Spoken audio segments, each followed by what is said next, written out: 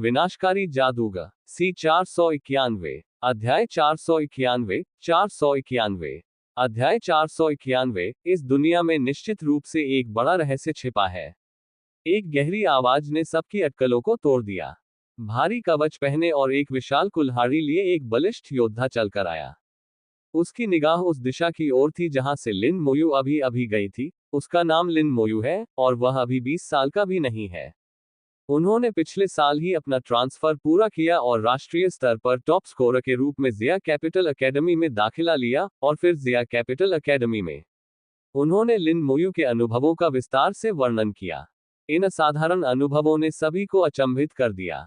किसी ने 2 साल से भी कम समय में 53वां स्तर हासिल कर लिया था और उनकी युद्ध शक्ति किसी देवता के बराबर थी। पौराणिक कथाओं में भी ऐसे कारनामों का जिक्र नहीं मिलता था। कहानी सुनाने वाले का नाम शियोग डाली था, जो शेनशिया प्राचीन शहर में एक प्रसिद्ध व्यक्ति थे और 30 सदस्यीय बॉस रेडिंग टीम का नेतृत्व कर रहे थे। वह स्वयं 85वें स्तर का बरसेकर था, जो कई उच्च स्तरीय वस्तुओं से सुसज्जित था, जिससे वह एक नाइट के रूप में कार्य कर सकता था। किसी को भी उनकी बातों पर शक नहीं था। शियोनक डाली ने आगे कहा, आप सब शायद बहुत लंबे समय से मानव जगत से दूर रहे हैं। अगर आप वापस जाकर लोगों से पूछेंगे तो आपको जनरल लिन के बारे में पता चल जाएगा। साथ ही हमारी मानव जाति ने एक और पृथ्वी योद्धा को जन्म दिया है। इतने वर्षों के बाद पृथ्वी योद्धाओं का गौरव एक बार फिर चमकेगा। मैं आपको बता दूं, जनरल लिन पहले ही एक तारांकन आदिम प्रतीक तारांकन प्राप्त कर चुके हैं और यह उनका दूसरा है। यदि आप मृत्यु से नहीं डरते तो आगे बढ़ें और उन्हें चुनौती दें। शियोग डाली की आंखों में तिरस्कार का भाव था। उसने भीड़ पर नजर डाली और फिर मुड़कर चला गया। वह इन नासमझ लोगों को विनम्रतापूर्वक सलाह दे रहा था कि वे अपना जीवन व्यर्थ न जाने दें। आखिरकार वे सब इंसान ही थे। यहां मरना राक्षसों के खिलाफ युद्ध में मरने से कहीं कम मूल्यवान था। सभी ने एक दूसरे की तरफ देखा, थोड़ा डरे हुए महसूस कर रहे थे। सौभाग्य से वे लिन मोयू को चुनौती देने नहीं गए थे, अन्यथा वे सीधे मौत के मुंह में जा रहे होते। एक व्यक्ति को 2 तारांकन आदिम रून्स तारांकन प्राप्त होना कितना सौभाग्यशाली होगा। मुझे लगता है कि एक बार जनरल लिन दिव्य स्तर में प्रवेश कर लेंगे तो रसातल राक्षसों का अंत हो जाएगा। मुझे भी ऐसा ही लगता है। इस बार हमारी मानव जाति के पास वास्तव में रसातल पर पलटवार करने का मौका हो सकता है। हाँ, रसातल पर जवाबी हमला करो और सभी राक्षसों को मार डालो। समूह उत्साहित हो गया और धीमी आवाज में जोर जोर से चिल्लाने लगा। यह भावना प्राचीन शहर में शीघ्र ही फैल गई और लिन मोयू के विभिन्न कारनामे भी तेजी से प्रचारित हुए। लिन मोयू को यह नहीं पता था कि उनकी सहज चाल ने इतनी हलचल मचा दी थी। वह दुकान में दाखिल हुआ और सीधे अधिकारियों के लिए आरक्षित मार्ग से होकर गुजरा। इस बार दुकान में पहले से ही लोग मौजूद थे। लिंग नान एक 7 सितारा कर्नल को कुछ समझा रही थी। लिन मोयू के प्रवेश करते ही पूरी दुकान लाल रोशनी की एक परत से नहा गई। 7 सितारा कर्नल ने भी लिन मोयू की ओर मुड़कर देखा और बुदबुदाते हुए कहा, आदिम मंत्र, और वह भी केवल 53वें स्तर पर। उनकी आंखों में जिज्ञासा की चमक थी। लिन मोयू को देखकर लिंग नान तेजी से दौड़कर उनके पास गई और आदरपूर्वक प्रणाम करते हुए बोली, महाराज नमस्कार। उसकी आंखें थोड़ी चौड़ी हो गईं। लिन मोयू महज कुछ ही दिनों में 2 सितारा जनरल से 3 सितारा जनरल बन गया था। इससे वह चौंक गई और उसके मन में उसके प्रति सम्मान और भी गहरा हो गया। लिन मोयू ने सिर हिलाते हुए कहा, आप अपना काम जारी रख सकते हैं। काम खत्म होने पर मुझसे मिलने आ जाना। इतना कहकर लिन मोयू दुकान में दाखिल हो गई। लिंग नान ने 7 सितारा कर्नल से कहा, क्या आपको और कुछ चाहिए? मैं आगे समझा सकती हूँ। 7 सितारा कर्नल स्तब्ध रह गया और बुदबुदाते हुए बोला, वह एक जनरल है। लिंग नान ने सिर हिलाते हुए कहा, जनरल लिन मोयू, आप अभी अभी युआन युद्ध क्षेत्र से आए हैं, इसलिए आपने उनके बारे में सुना होगा। ये लिन मोयू है। कर्नल चौंक गया, क्या उसने अभी अभी तारांकन आदिम प्रतीक तारांकन प्राप्त नहीं किया था? फिर वह अचानक चुप हो गया, सदमे से उसका पूरा शरीर कांप रहा था। उसने अभी अभी लिन मोयू को दूसरा तारांकन आदिम प्रतीक तारांकन प्राप्त करते हुए देखा था। चेहरे पर जटिल भाव लिए वह जल्दी से दुकान से निकल गया। लिंग नान ने लिन मोयू से संपर्क किया और पूछा, जनरल लिन, आप क्या खरीदना चाहेंगे? लिन मोयू ने कहा, मुझे कुछ औषधि की बोतलें चाहिए, सबसे अच्छी गुणवत्ता वाली। क्या आपके पास है? लिंग नान ने इसे लिख लिया। हाँ, आपको कितने चाहिए? मुझे 202। लिन मोयू को अपने लिए 100 की जरूरत थी और उसने बैकअप के तौर पर अतिरिक्त 100 खरीद लिए। लिंग नान ने उनके अनुरोध पर ध्यान दिया, और मुझे कुछ ऐसे बक्सों की भी जरूरत है जो 1 मीटर लंबी हड्डियों को रखने के लिए काफी बड़े हो। लिन मोयू ने अपनी आवश्यकताओं को स्पष्ट किया, और लिंग नान ने उन सभी को नोट कर लिया। दवा की बोतलें तो कोई समस्या नहीं है, लेकिन डिब्बों को विशेष रूप से बनवाना पड़ सकता है, जिसमें कुछ समय लग सकता है। लिन मोयू ने पूछा, कितने दिन? लिंग नान ने उत्तर दिया, लगभग 3 दिन। ये बक्से प्राचीन शहर में नहीं बल्कि युआन युद्ध क्षेत्र के किले संख्या 5 में बनाए जाते हैं। किले संख्या 5 में कई लोहार थे और वहां कई सैन्य सामग्री का उत्पादन होता था। ठीक है। लिन मोयू ने विषैले ड्रैगन की रीढ़ की हड्डी का एक टुकड़ा लिंग नान को देते हुए कहा, इसे कस्टम बॉक्स के आकार के रूप में इस्तेमाल करो। लिंग नान ने सहज रूप से रीढ़ की हड्डी पर एक पहचान मंत्र का प्रयोग किया, और सदमे से कांप उठी। उसने हैरानी से कहा, क्या ये जंगली महाद्वीप की जहरीली भूमि का जहरीला अजगर है? लिन मोयू ने सिर हिलाया।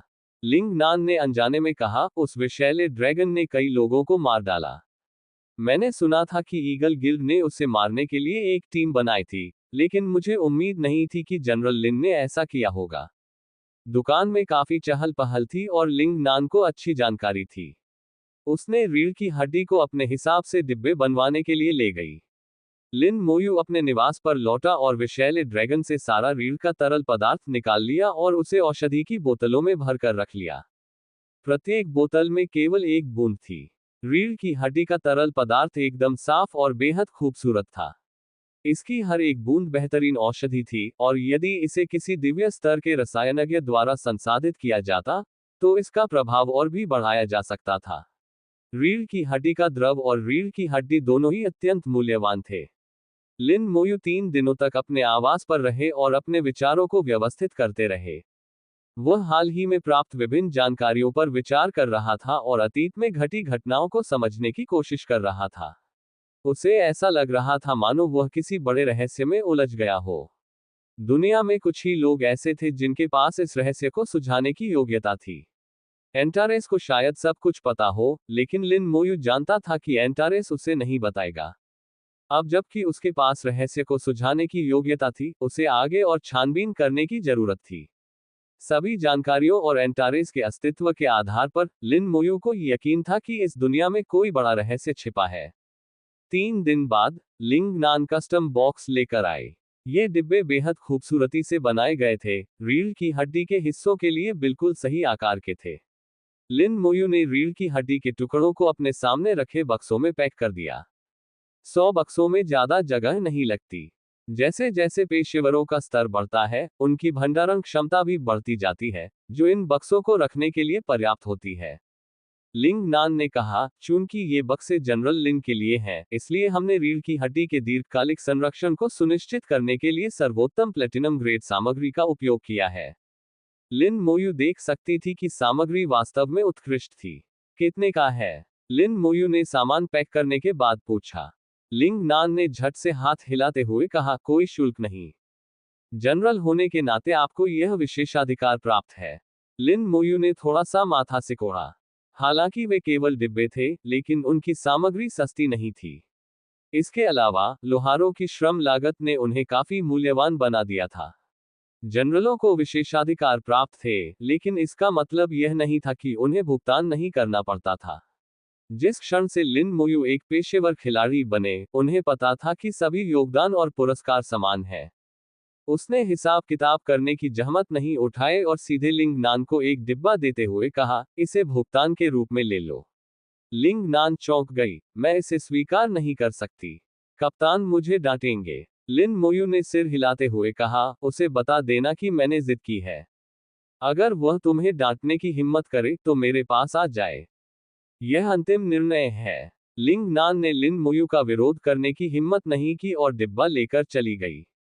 एक विश्व बॉस की रीढ़ की हड्डी का एक टुकड़ा अनगिनत बक्सों के बराबर था। यह उत्कृष्ट गुणवत्ता का था, जो उत्कृष्ट सहायक उपकरण बनाने के लिए उपयुक्त था।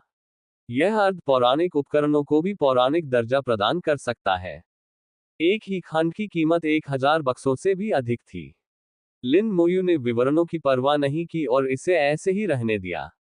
लिंग नान, जो परेशान दिख रही थी, ने डिब्बा फैंग यिमिंग को सौंप दिया। फैंग यिमिंग अभी कुछ बोलने ही वाला था कि प्राचीन शहर के बाहर का आकाश अचानक अंधेरा छा गया। नीचे का हिस्सा पहले से ही धुंधला था, लेकिन अब वहां घोर अंधेरा छा गया था। फिर गहरे हरे रंग की अगाध अग्नि प्रकट हुई, जिसने शेंशिया प्राचीन शहर को घेर लिया। पूरी दुनिया में सन्नाटा छा गया। योजक चिन्ह, योजक चिन्ह, योजक चिन्ह। संपर्क सेवा की शर्तें। विनाशकारी जादूगर। सी 492। अध्याय 492। 492। अध्याय 492। देखते हैं कि क्या मैं तुम्हें मार सकता हूं। दिव्य ग्रीष्म ऋतु का प्राचीन शहर निचले अंतरिक्ष में सबसे विशेष अस्तित्व था। तीनों प्रमुख जातियों में से केवल मनुष्यों के पास ही ऐसा प्राचीन शहर था। ऐसा कहा जाता है कि एक महादेव ने इस क्षेत्र के नियमों को बदल दिया, जिससे इस पर एक शहर का निर्माण संभव हो गया। इससे संकेत मिलता है कि इससे पहले भी महादेवता मनुष्यों के बीच प्रकट हुए थे। लेकिन लिन मोयू को ज्ञात मानव इतिहास के अनुसार 1000 साल पहले मनुष्य तीनों जातियों में सबसे कमजोर थे। वे लगभग विलुप्त होने की कगार पर थे। यह इतिहास दिव्य ग्रीष्म ऋतु के प्राचीन शहर के अस्तित्व का खंडन करता था। लिन मोयू ने इस समस्या को समझा और अनुमान लगाया कि इस दुनिया में अवश्य ही बड़े रहस्य छिपे हुए हैं। सबसे अधिक संभावना यही थी कि इतिहास का एक कालखंड गायब था। इतिहास का वह काल मानव सभ्यता का प्राचीन काल होना चाहिए। इतिहास में एक विराम आ गया। दुनिया घोर अंधकार में डूब गई। अगाध आग भयंकर रूप से जल रही थी, जिसने दिव्य ग्रीष्म ऋतु के प्राचीन शहर को घेर लिया था। 10 मील के दायरे में सब कुछ गहरे हरे रंग का, उदास और भयावह हो गया। लिन मोयू ने आकाश की ओर देखा, तभी उसके पीछे बिजली की तरह चमकते हुए मरे हुए लोगों के पंख दिखाई दिए। हड्डियों से बने पंखों पर बिजली की धाराएं कौंधी, जिससे वह धीरे धीरे हवा में ऊपर उठने लगा। उससे पहले ही शहर में खतरे की घंटी बज चुकी थी और सेना सामूहिक रूप से आसमान में उड़ान भरने लगी थी। एक विशाल भू आकृति ने प्राचीन शहर को ढक रखा था। लिन मोयू ने उस संरचना द्वारा निर्मित ढाल को देखा। हालांकि वह इसके बारे में ज्यादा नहीं समझता था, फिर भी उसे यह संरचना कुछ अलग सी लगी। यह एलिमेंटल बैटलफील्ड में मौजूद उन किलों की संरचनाओं से अलग था। हालांकि दोनों ही रक्षात्मक संरचनाएं थीं, लेकिन मूल रूप से वे भिन्न थीं। यह संरचना अधिक प्राचीन, अधिक आदिम और अधिक शक्तिशाली थी। उस संरचना से प्रकट होने वाली आभा से लिन मोयू को लगा कि यह ईश्वर स्तरीय विशेषज्ञों के हमलों को भी रोक सकती है। यह दानव राजाओं के हमलों को भी रोक सकता है। उसकी निगाहें शहर के बाहर की ओर घूमी, जहां उसने 1 लाख से अधिक राक्षसों को झुंड में आते देखा। राक्षसों ने अपनी सेना जुटा ली थी। सेना के पीछे 5 राक्षस राजा पाताल लोक की आग में छिपे हुए थे। संभवतः गहराई में अन्य दानव राजा छिपे हुए हों, लेकिन फिलहाल केवल 5 ही दिखाई दे रहे हैं। कितना बड़ा शो है! इतनी बड़ी लामबंदी को देखते हुए लिन मोयू को और भी यकीन हो गया कि उसने किसी न किसी तरह रसातल को नाराज कर दिया होगा। रसातल के राक्षस केवल उत्पत्ति प्रतीक के लिए इतनी बड़ी सेना को लामबंद नहीं करेंगे। कई दानव राजा भी इसके लिए एकजुट होकर दस्तक देने नहीं आएंगे। जो शुरुआत में सिर्फ अवसर हासिल करने की होड़ थी, वह अब युद्ध में तब्दील हो चुकी थी। फैंग यिमिंग की आवाज प्राचीन शहर में गूंज उठी। राक्षस आक्रमण कर रहे हैं। प्राचीन शहर की सेना युद्ध के लिए तैयार हो जाओ। शहर के सभी नौकरी पेशा लोग टीमें बनाएं और सेना में शामिल हो। शहर में एक मीनार धीरे धीरे हवा में ऊपर उठती गई, जो प्राचीन शहर के ऊपर खड़ी थी। फैंग यिमिंग बिना किसी डर के अपनी निगाहें राक्षसों पर टिकाए ऊंचे टावर के किनारे की ओर उड़ गया। लिन मोयू ने उसकी आंखों में आत्मविश्वास देखा।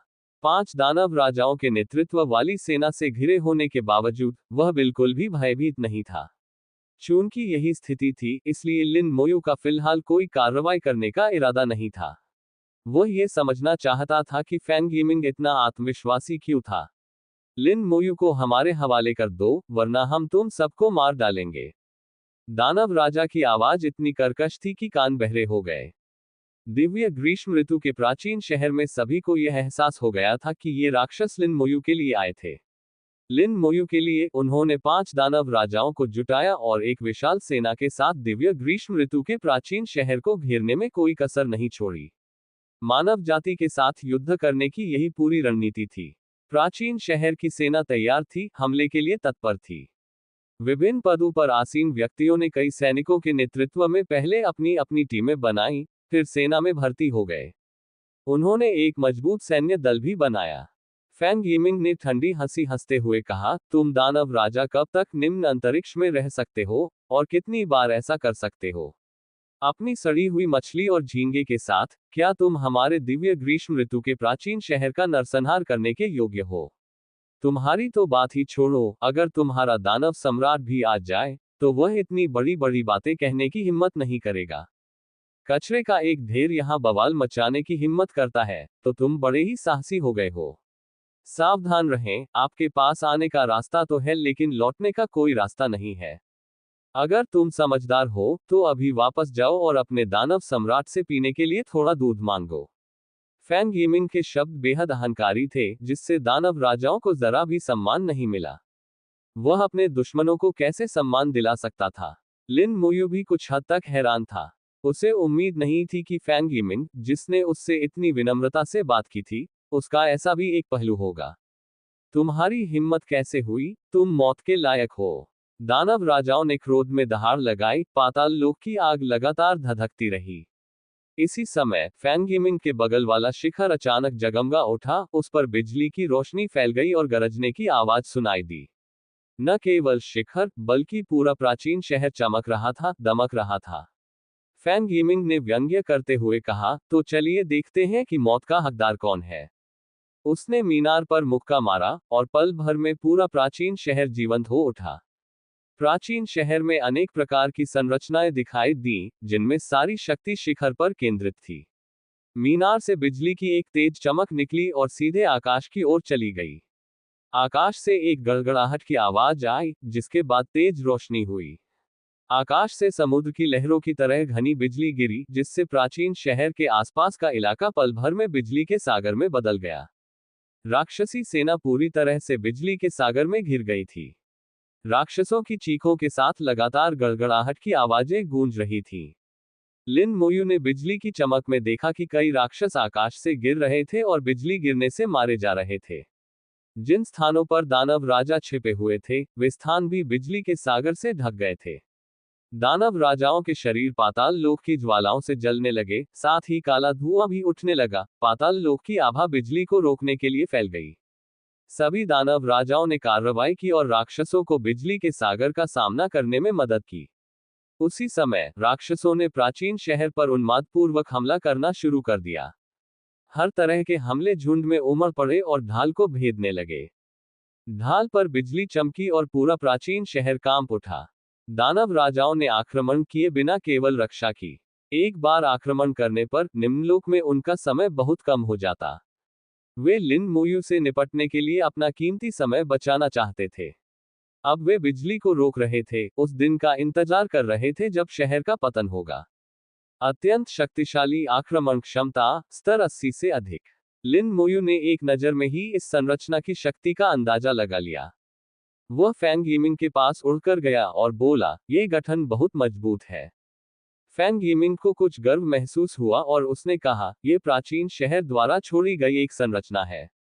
दुर्भाग्य से मेरे पास इस संरचना की पूरी शक्ति का उपयोग करने की क्षमता नहीं है। फैंग यिमिंग स्वयं 86वें स्तर पर पहुंच चुका था और एक दिग्गज करियर धारक था। ये कहना कि फैंग परिवार का गॉड स्वॉर्ड मास्टर शक्तिशाली नहीं था, विनम्रता होगी। लिन मोयू ने इसे एक मजाक के रूप में लिया। इस संरचना की शक्ति को पूरी तरह से कैसे उजागर किया जा सकता है? फैंग यिमिंग ने अपने बगल में स्थित शिखर की ओर इशारा करते हुए कहा, इस मीनार को प्राचीन वज्र मीनार कहते हैं। इसके अंदर एक वज्र केंद्र है। प्राचीन वज्र मीनार की अधिकतम शक्ति को उजागर करने के लिए आपको मीनार में प्रवेश करना होगा और वज्र केंद्र को नियंत्रित करना होगा। लेकिन एक बार जब प्राचीन थंडर टावर सक्रिय हो जाता है, तो वह अंदर और बाहर बिजली से भर जाता है। मैं भी वहां ज्यादा देर तक नहीं टिक सकता। लिन मोयू ने पूछा, अगर इस टावर की शक्ति पूरी तरह से उजागर हो जाए, तो ये किस स्तर तक पहुंच सकता है? ये दानव राजाओं का संहार कर सकता है। एक समय एक विद्युत जादूगर ने इस मीनार पर नियंत्रण किया था। हालांकि उसने प्राचीन वज्र मीनार की शक्ति का चरम उपयोग नहीं किया, फिर भी उसने एक दानव राजा को पराजित किया। लिन मोयू ने एक पल सोचा, मैं इसे आजमा कर देखूंगी। फैंग यिमिंग अचंभित रह गया, दिव्य सेनापति लिन, क्या आप ऐसा कर सकते हैं? लिन मोयू ने हल्की सी मुस्कान बिखेरी और अपना हाथ प्राचीन थंडर टावर पर रख दिया। उसने बिना किसी भावना के बिजली को अपनी हथेली पर से गुजरने दिया। अब प्राचीन वज्र मीनार बिजली से घिरी हुई थी। यहां तक कि फैंग यिमिंग भी लंबे समय तक उसे छूने की हिम्मत नहीं कर पा रहा था। इस कार्रवाई से ही उत्तर मिल चुका था। फैंग यिमिंग की आंखें चमक उठी। अच्छा, तो मैं डिवाइन जनरल लिन को परेशान करूंगा। जैसे ही उसने बोलना शुरू किया, उसने कई निशान बनाए और तुरंत ही मीनार पर एक प्रवेश द्वार दिखाई दिया। लिन मोयू पर एक हल्का सा खिंचाव महसूस हुआ। लिन मोयू ने विरोध नहीं किया और खिंचाव के कारण वह टावर के अंदर खींचा चला गया। लिन मोयू ने खुद को प्राचीन थंडर टावर के केंद्र में पाया। स्पष्ट रूप से फैंग यिमिंग को उस पर बहुत भरोसा था। एक क्रिस्टल, जिसकी ऊंचाई एक व्यक्ति की आधी थी, हवा में तैर रहा था। यही गरज का केंद्र था। बिजली की चमक से वह छोटा सा स्थान ऐसे भर गया मानो गरज का सागर हो। जब तक कोई व्यक्ति ईश्वर तुल्य विशेषज्ञ न हो, ऐसे वातावरण में लंबे समय तक टिके रहना बहुत मुश्किल होगा। बिजली के तत्वों से 80% तक प्रतिरक्षा होने पर भी व्यक्ति को भारी नुकसान उठाना पड़ेगा। बिजली का प्रतिरोध करते हुए गरज के केंद्र को नियंत्रित करने का मतलब स्वाभाविक रूप से यह था कि कोई भी अपनी पूरी शक्ति का प्रयोग नहीं कर सकता था। लेकिन ये फैंग यिमिंग द्वारा प्राचीन थंडर टावर को बाहर से नियंत्रित करने की तुलना में कहीं अधिक शक्तिशाली था। लिन मोयू ने अपना हाथ वज्र के केंद्र पर रखा। पल भर में एक विशाल विद्युत धारा प्रवाहित हुई, जो सीधे उसके आध्यात्मिक जगत में चली गई। लिन मोयू के मन में एक छवि उभरी, जिसमें दिव्य ग्रीष्म ऋतु के प्राचीन शहर के आसपास का क्षेत्र दिखाई दे रहा था। यह दृश्य ऊपर से लिया गया था, जिसमें दूरी को समायोजित किया जा सकता था, और इसमें दिव्य ग्रीष्म ऋतु के प्राचीन शहर के चारों ओर सैकड़ों किलोमीटर तक का दृश्य दिखाई देता था। तस्वीर बेहद स्पष्ट थी, यहां तक कि नंगी आंखों से देखने की तुलना में भी अधिक स्पष्ट। यहां तक कि पाताल लोक की आग में छिपे दानव राजा भी स्पष्ट रूप से दिखाई दे रहे थे। वास्तव में कुछ छिपे हुए थे। लिन मोयू ने देखा कि 5 दानव राजाओं के अलावा एक और दानव राजा छिपा हुआ था, और वह उनसे भी अधिक शक्तिशाली था। वह वहां एक परछाई की तरह खड़ा था। लिन मोयू उसे पहले नहीं खोज पाई थी। यह अंधकार का दानव राजा है। लिन मोयू ने इसे पहचान लिया। ये छाया हत्या में माहिर था, जो कुछ हद तक मानव हत्यारे के पेशे से मिलता जुलता था। लेकिन यह और भी भयावह था। इससे पहले इसने एक मानव देवता स्तर के विशेषज्ञ की सफलतापूर्वक हत्या कर दी थी।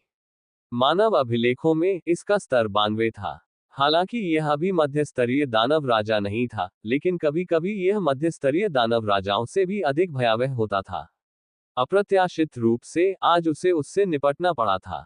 लिन मोयू जानता था कि अगर उसने इसका सीधे सामना किया तो शायद उसके पास कोई मौका नहीं होगा। अगर उसने अपने तुरुप के पत्ते नहीं चलाए तो उसकी मौत निश्चित थी। अब प्राचीन थंडर टावर पर नियंत्रण हासिल कर चुकी लिन मोयू की आंखों में कुछ उत्साह झलक रहा था। देखते हैं कि क्या मैं तुम्हें मार सकती हूँ। संपर्क सेवा की शर्तें। विनाशकारी जादूगर। सी 493। अध्याय 493। 493। अध्याय 493। ईश्वर विनाशकारी वज्रपात, तुमने मुझे धोखा दिया। प्राचीन गर्जन टावर से बिजली की एक और तेज चमक निकली, जिससे बिजली का सागर एक बार फिर मजबूत हो गया। दानव राजाओं ने दानव सेना को बिजली के सागर का सामना करने में मदद करने के लिए अपने सारे प्रयास किए, लेकिन कुछ दानव फिर भी इसका सामना नहीं कर सके और बिजली से मारे गए। फैंग यिमिंग बेहद खुश था। ऐसा लगता है कि डिवाइन जनरल लिन ने प्राचीन थंडर टावर पर नियंत्रण कर लिया है। लिन मोयू के प्रति उनके मन में सम्मान और भी बढ़ गया। वे उन्हें लगभग देवता के समान मानते थे। लिन मोयू ने वास्तव में प्राचीन थंडर टावर पर पूर्ण नियंत्रण कर लिया था। पिछली बिजली की चमक महज एक छोटा सा परीक्षण थी। प्राचीन थंडर टावर पूरे दिव्य ग्रीष्म ऋतु के प्राचीन शहर से जुड़ा हुआ था, जो शहर की संरचना का केंद्र था। यह न केवल हमला कर सकता था, बल्कि बचाव भी कर सकता था।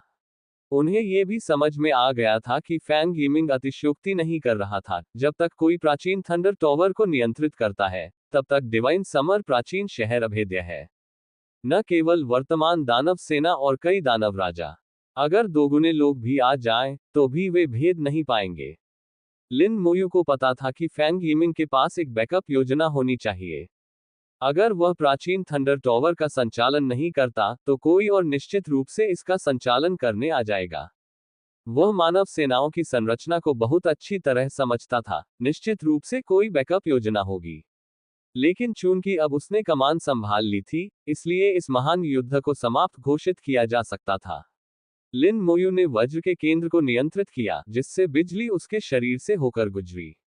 इस क्षण मनुष्य और मीनार एक हो गए थे। प्राचीन शहर की शक्ति अपने पूर्ण रूप में प्रदर्शित हो रही थी। प्राचीन शहर में मौजूद संरचनाएं निरंतर काम करती रहीं और शाश्वत युद्ध क्षेत्र की धरती से लगातार ऊर्जा प्राप्त करती रहीं। साथ ही प्राचीन शहर अनगिनत वर्षों से अस्तित्व में था, जिसने स्वयं अकल्पनीय विशाल ऊर्जा का संचय किया था। अब ये सब लिन मोयू के नियंत्रण में था, और वह इसे अपनी इच्छा अनुसार कभी भी उपयोग कर सकता था। मैंने इससे पहले कभी इतनी अच्छी तरह से सुसज्जित लड़ाई नहीं लड़ी। लिन मोयू ने संरचना को नियंत्रित किया। प्राचीन थंडर टॉवर से लगातार बिजली की लपटें निकल रही थीं। प्राचीन गर्जन मीनार धीरे धीरे विशाल होने लगी और गर्जन और भी भयावह होता गया।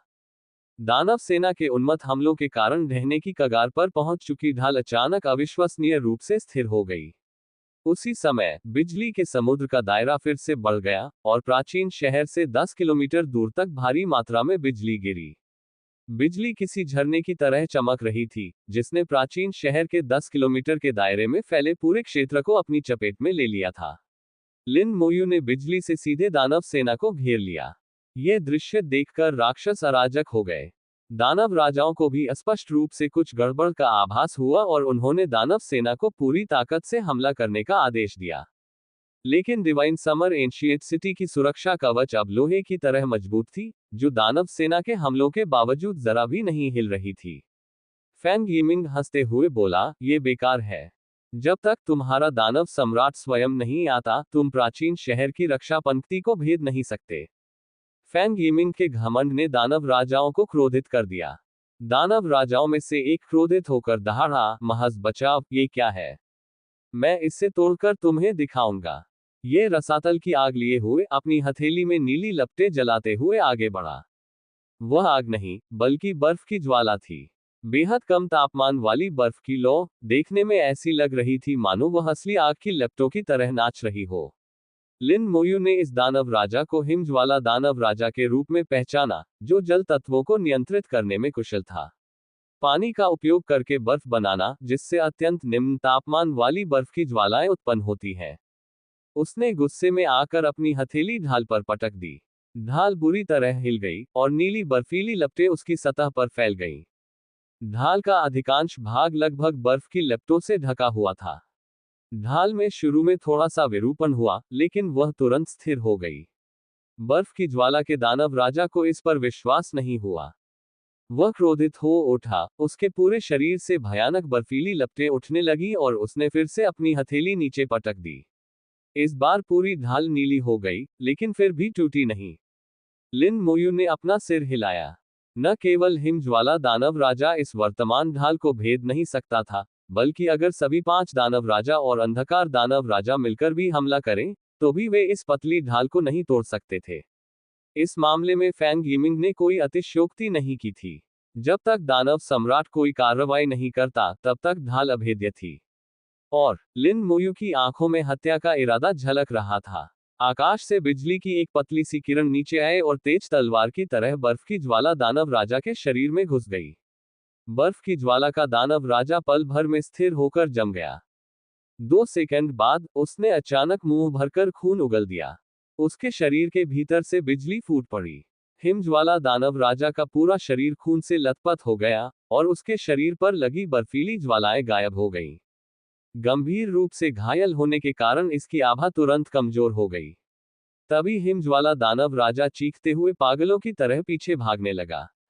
दानव राजा की गति असाधारण थी, वह पलक झपकते ही हजारों मीटर की दूरी तय कर लेता था। इसके सामने एक अंतरिक्ष समय मार्ग प्रकट हुआ, जिसके दूसरे छोर से अगाध खाई की आभा आ रही थी। तुम बच नहीं सकते, दो और बिजली के झटके गिरे। उनकी गति इतनी तीव्र थी कि बाद में निकलने के बावजूद वे सबसे पहले पहुंचे। ये देखकर लिन मोयू धीरे से मुस्कुराए। अंतरिक्ष समय मार्ग पर बिजली की एक तेज चमक गिरी, जिससे वह पल भर में नष्ट हो गया। बिजली का दूसरा झटका आइस फ्लेम डेमन किंग पर गिरा, जिससे वह एक बार फिर हवा में ही जम गया। एक क्षण बाद हिमज्वाला दानव राजा का पूरा शरीर फट गया। हवा में बिजली का एक गोला चमक उठा, जिसने हिमज्वाला दानव राजा के शरीर को पूरी तरह से नष्ट कर दिया। न सिर्फ उसका शरीर, बल्कि उसकी आत्मा भी नहीं बची। लिन मोयू ने प्राचीन थंडर टॉवर को नियंत्रित किया और इस घातक हमले को अंजाम दिया। इस हमले को ईश्वर वधक गर्जना कहा गया। यह भगवान स्तर के विशेषज्ञों को भी ध्वस्त कर सकता है। अचानक चारों ओर सन्नाटा छा गया। शक्तिशाली हिमज्वाला दानव राजा इतनी आसानी से मर गया था। महज 2 बिजली के झटकों से एक दानव राजा का वध कर दिया गया। यह दिव्य ग्रीष्म ऋतु का प्राचीन शहर बहुत ही भयावह था। प्राचीन गर्जन टावर धीमी गति से घूमता रहा, फिर भी उसने अवर्णनीय आतंक उत्पन्न किया। शेष दानव राजाओं को ठंडक महसूस हुई। वे दानव राजा थे और अपने जीवन को महत्व देते थे। वे सभी अंतरिक्ष समय के मार्ग खोलकर भागना चाहते थे। सिर्फ वे ही नहीं, अंधेरे में छिपा हुआ अंधकार का दानव राजा भी डगमगा रहा था। लेकिन इसने कोई कार्रवाई नहीं की, अब भी इंतजार कर रही है। अंतरिक्ष समय के मार्ग प्रकट हुए। दानव राजा उनमें गोता लगाने के लिए उत्सुक थे। जहां तक दानव सेना की बात है, अच्छा है कि तुम ऐसा करो, मैं नहीं, उन्हें तो कोई फर्क ही नहीं पड़ता। कई हल्की बिजली गिरी, जिससे अंतरिक्ष समय के मार्ग नष्ट हो गए। लिन मोयू की आवाज धीरे धीरे गूंजी, सब लोग, जब से आए हो, यहां से मत जाओ। दानव राजाओं के चेहरे एकदम बदल गए। उसी क्षण आकाश में बिजली कड़कने लगी और एक के बाद एक विनाशकारी बिजली गिरने लगी। जैसे ही दानव राजाओं ने प्रतिरोध करने के लिए अपनी सबसे शक्तिशाली शक्तियों का आह्वान किया, उनके चेहरे के भाव पूरी तरह से बदल गए। इस समय अपनी जान बचाने के लिए उन्होंने पूरी ताकत लगा दी। निम्न अंतरिक्ष में दानव राजाओं के रूप में एक बार जब वे अपनी पूरी शक्ति का प्रयोग कर लेते थे, तो उन्हें कुछ ही मिनटों में जबरन गहरे अंतरिक्ष में वापस भेज दिया जाता था। अब उनकी यही स्थिति थी, उन्हें पूरी ताकत लगानी थी। अगर वे इन कुछ मिनटों तक टिके रह सकते हैं, तो वे अपनी जान बचाकर भाग सकते हैं। लिन मोयू भी जानती थी कि वे क्या सोच रहे हैं, लेकिन ईश्वर विनाशकारी वज्र के सामने उनके पास कोई मौका नहीं था। अंधेरे में छिपे हुए अंधकार के दानव राजा को छोड़कर अन्य 4 दानव राजाओं ने ईश्वर विनाशकारी वज्र का प्रतिरोध करने के लिए एकजुट होकर मोर्चा संभाला। बिजली के सागर में बाकी राक्षस पूरी तरह से बेनकाब हो गए थे। कुछ देर तक चीखें लगातार गूंजती रहीं, बड़ी संख्या में राक्षस बारिश की बूंदों की तरह गिरते रहे। फैंग यिमिंग की आंखें चमक उठी। लिन मोयू ने मनुष्य और मीनार की एकता हासिल कर ली थी। उसके नियंत्रण में प्राचीन थंडर टॉवर ने ऐसी शक्ति का प्रदर्शन किया जिसकी चर्चा केवल किंवदंतियों में होती थी। न जाने कितने वर्षों के बाद ईश्वर विनाशकारी गर्जन फिर से दुनिया में प्रकट हुआ। फैंग यिमिंग ने ईश्वर वधकने वाली गर्जना के बारे में केवल अभिलेखों में ही सुना था, लेकिन इसे कभी अपनी आंखों से नहीं देखा था। अब आखिरकार उसने इसे देख लिया। देखने में साधारण सी लगने वाली बिजली में इतनी भयावह शक्ति थी। ऐसा कहा जाता है कि ईश्वर विनाशकारी वज्र में नियमों की शक्ति समाहित है, जो दानव राजाओं को कुत्तों की तरह मार डालता है। ये सच प्रतीत होता है। कानूनों का मुकाबला केवल कानून ही कर सकते हैं। मुझे बस इतना पता नहीं है कि प्राचीन थंडर टॉवर की कितनी शक्ति का उपयोग डिवाइन जनरल लिन कर सकते हैं। फैंग यिमिंग एक प्रतिष्ठित परिवार से थे और कई मामलों में बहुत स्पष्ट थे। अब उसका पूरा शरीर उत्तेजना से कांप रहा था। एक मानव सैनिक के रूप में, वो दानव राजाओं के वध को देखकर सबसे अधिक प्रसन्न था। सिर्फ वही नहीं, जब हिमज्वाला दानव राजा मारा गया, तो पूरे प्राचीन शहर में हर कोई प्रसन्न था, लगभग जयकारे लगा रहा था। अब जैसे ही एक के बाद एक ईश्वर नाशक वज्रपात होने लगा, बाकी 4 दानव राजा भी मरने ही वाले थे। सभी लोग बेहद उत्साहित थे। अंततः एक दानव राजा का धैर्य टूट गया और उसने क्रोधित होकर चिल्लाते हुए कहा, अंधकार दानव राजा, यदि तुमने अभी कार्रवाई नहीं की, तो हम सब मर जाएंगे। अंधकार में दानव राजा, जल्दी करो और कार्रवाई करो। मृत्यु का सामना करते हुए दानव राजा भी मृत्यु से भयभीत हो गए, लगभग टूट ही गए। अब उन्हें मूल योजना की कोई परवाह नहीं थी, वे उस एकमात्र सत्ता को पुकार रहे थे जो संभवतः उन्हें बचा सकती थी। बेकार। आकाश से एक फटकार आई। अंधकार के दानव राजा को पता चल गया कि अब वह छिप नहीं सकता। उसने अपना स्वरूप प्रकट किया। उसका पतला शरीर हवा में खुला हुआ था। उसके पंख अचानक फैल गए। उसका शरीर भले ही बांस के खंभे जितना पतला था, लेकिन उसके पंखों का फैलाव वास्तव में 20 मीटर से अधिक था। उसके पंखों से अगाध आभा फूट पड़ी, जिससे आकाश में एक काला पर्दा बन गया और उसने ईश्वर विनाशकारी वज्रपात को रोक दिया। इसकी शक्ति पूरी तरह से प्रकट हो गई। ये पिछले 4 दानव राजाओं की तुलना में कहीं अधिक शक्तिशाली थी। इसने चारों दानव राजाओं की रक्षा की, जिससे उन्हें सांस लेने का मौका मिला। फिर वह एक भयावह मुस्कान के साथ ढाल की ओर दौड़ा। जैसे ही वह ढाल के संपर्क में आया, उसका शरीर बहते पानी में बदल गया और वास्तव में ढाल में विलीन हो गया। ढाल के दूसरी ओर उसका आकार धीरे धीरे उभरने लगा। लिन मोयू ने उन अभिलेखों के बारे में सोचा जिनमें कहा गया था कि अंधकार दानव राजा किसी भी वस्तु को भेद सकता है। उसे बिल्कुल भी उम्मीद नहीं थी कि यह ढाल को भेद भी सकता है। लेकिन प्रवेश की गति बहुत ही धीमी थी। लिन मोयू को लंबे समय से पता था कि इसमें एक क्षमता है। मैं तुम्हारा ही इंतजार कर रही थी। एक विचार के साथ ही ढाल तुरंत और भी अधिक ठोस हो गई। धीरे धीरे आकार ले रहा अंधकार में दानव राजा अचानक रुक गया। फिर ईश्वर विनाशकारी वज्र भी ढाल के साथ साथ चला। एक चीख के साथ अंधकार का दानव राजा तेजी से पीछे हट गया और हवा में ही उसने अपना नया रूप धारण कर लिया। तुम्हें धिक्कार है, तुमने मुझे धोखा दिया, अंधकार के दानव राजा ने दांत पीसते हुए कहा। इस ईश्वर नाशक वज्रपात की शक्ति पहले से कहीं अधिक थी। यदि यह हिमज्वाला दानव राजा होता, तो एक ही ईश्वर विनाशकारी वज्रपात इसे मारने के लिए पर्याप्त होता। अब जाकर उसे एहसास हुआ कि लिन मोयू को इसके बारे में बहुत पहले ही पता चल गया था और वह इसे धोखा देने की तैयारी कर रही थी। संपर्क सेवा की शर्तें। विनाशकारी जादूगर। सी 494। अध्याय 494। 494। अध्याय 494। रक्तबलि। दानव सम्राट की उंगली। प्राचीन थंडर टावर के अंदर लिन मोयू ने अपनी इच्छा से थंडर कोर को नियंत्रित किया, जिससे बिजली का सागर लगातार उबलता रहा। इस वातावरण में एक ईश्वर स्तरीय विशेषज्ञ भी उतनी स्वतंत्रता से वज्र के केंद्र को नियंत्रित नहीं कर सकता था जितना वह कर सकता था। डार्क डेमन किंग की गुस्से भरी चीख सुनकर लिन मोयू के होठों का कोना थोड़ा सा ऊपर उठ गया। क्या इसे धोखा दिया जा रहा है? क्या ये बात स्पष्ट नहीं थी? उसकी आंखों में हत्या का भाव और भी प्रबल हो गया। इसी क्षण विधि देवता क्रिस्टल धीरे से घूमने लगा और लिन मोयू की विशिष्ट हत्या की भावना उसके शरीर से निकलकर वज्र के केंद्र में प्रवेश कर गई। बिजली के सागर और अगाध अग्नि से बुनी गई दुनिया में अचानक काले रंग की झलक दिखाई दी। ये काला रंग बिजली के सागर में घुल मिल गया, जिससे वास्तव में बिजली के सागर की शक्ति बढ़ गई। बिजली के सागर में संघर्ष कर रही दानव सेना को मानो एक विनाशकारी आपदा का सामना करना पड़ा। यहां तक कि 80 से अधिक स्तर के वे राक्षस भी टिक नहीं पाए और बिजली के समुद्र के प्रकोप के आगे हार गए। चारों दानव राजाओं को भी अत्यधिक दबाव का सामना करना पड़ा। अंधकार में दानव राजा स्तब्ध और क्रोधित था। कानूनों की आभा कैसे हो सकती है? कानून। लिन मोयू ने ये शब्द दूसरी बार सुना, लेकिन इस समय वह एक बहुत ही विशेष अवस्था में प्रवेश कर चुका था। जब उसकी हत्या करने की मंशा वज्र के केंद्र में प्रवाहित हुई, तो ऐसा प्रतीत हुआ कि उसने प्राचीन वज्र टॉवर और संपूर्ण दिव्य ग्रीष्म ऋतु के प्राचीन शहर के साथ एक रहस्यमय संबंध स्थापित कर लिया है। उसका संपूर्ण दिव्य ग्रीष्म ऋतु के प्राचीन शहर पर नियंत्रण था। लिन मोयू को ऐसा महसूस हुआ मानो वह दिव्य ग्रीष्म ऋतु के प्राचीन शहर में विलीन हो गया हो, और उसे और भी अधिक सहजता का अनुभव हुआ। राक्षसों की हताशा का फायदा उठाते हुए लिन मोयू ने अंतिम नरसंहार शुरू कर दिया। ईश्वर विनाशकारी वज्र एक बार फिर प्रकट हुआ। उसकी शक्ति पहले से भी अधिक थी। अंधकार के दानव राजा ने अपने पंख फैलाए, काली ऊर्जा फैल गई और उसने ईश्वर नाशक वज्रपात का प्रतिरोध किया। यह बहुत शक्तिशाली था। मध्य स्तरीय दानव राजाओं से नीचे के सभी दानव राजाओं में प्रथम स्थान पर था। लेकिन ईश्वर विनाशकारी वज्रपात के प्रभाव में इसकी रक्षा क्षमता तेजी से कम हो रही थी।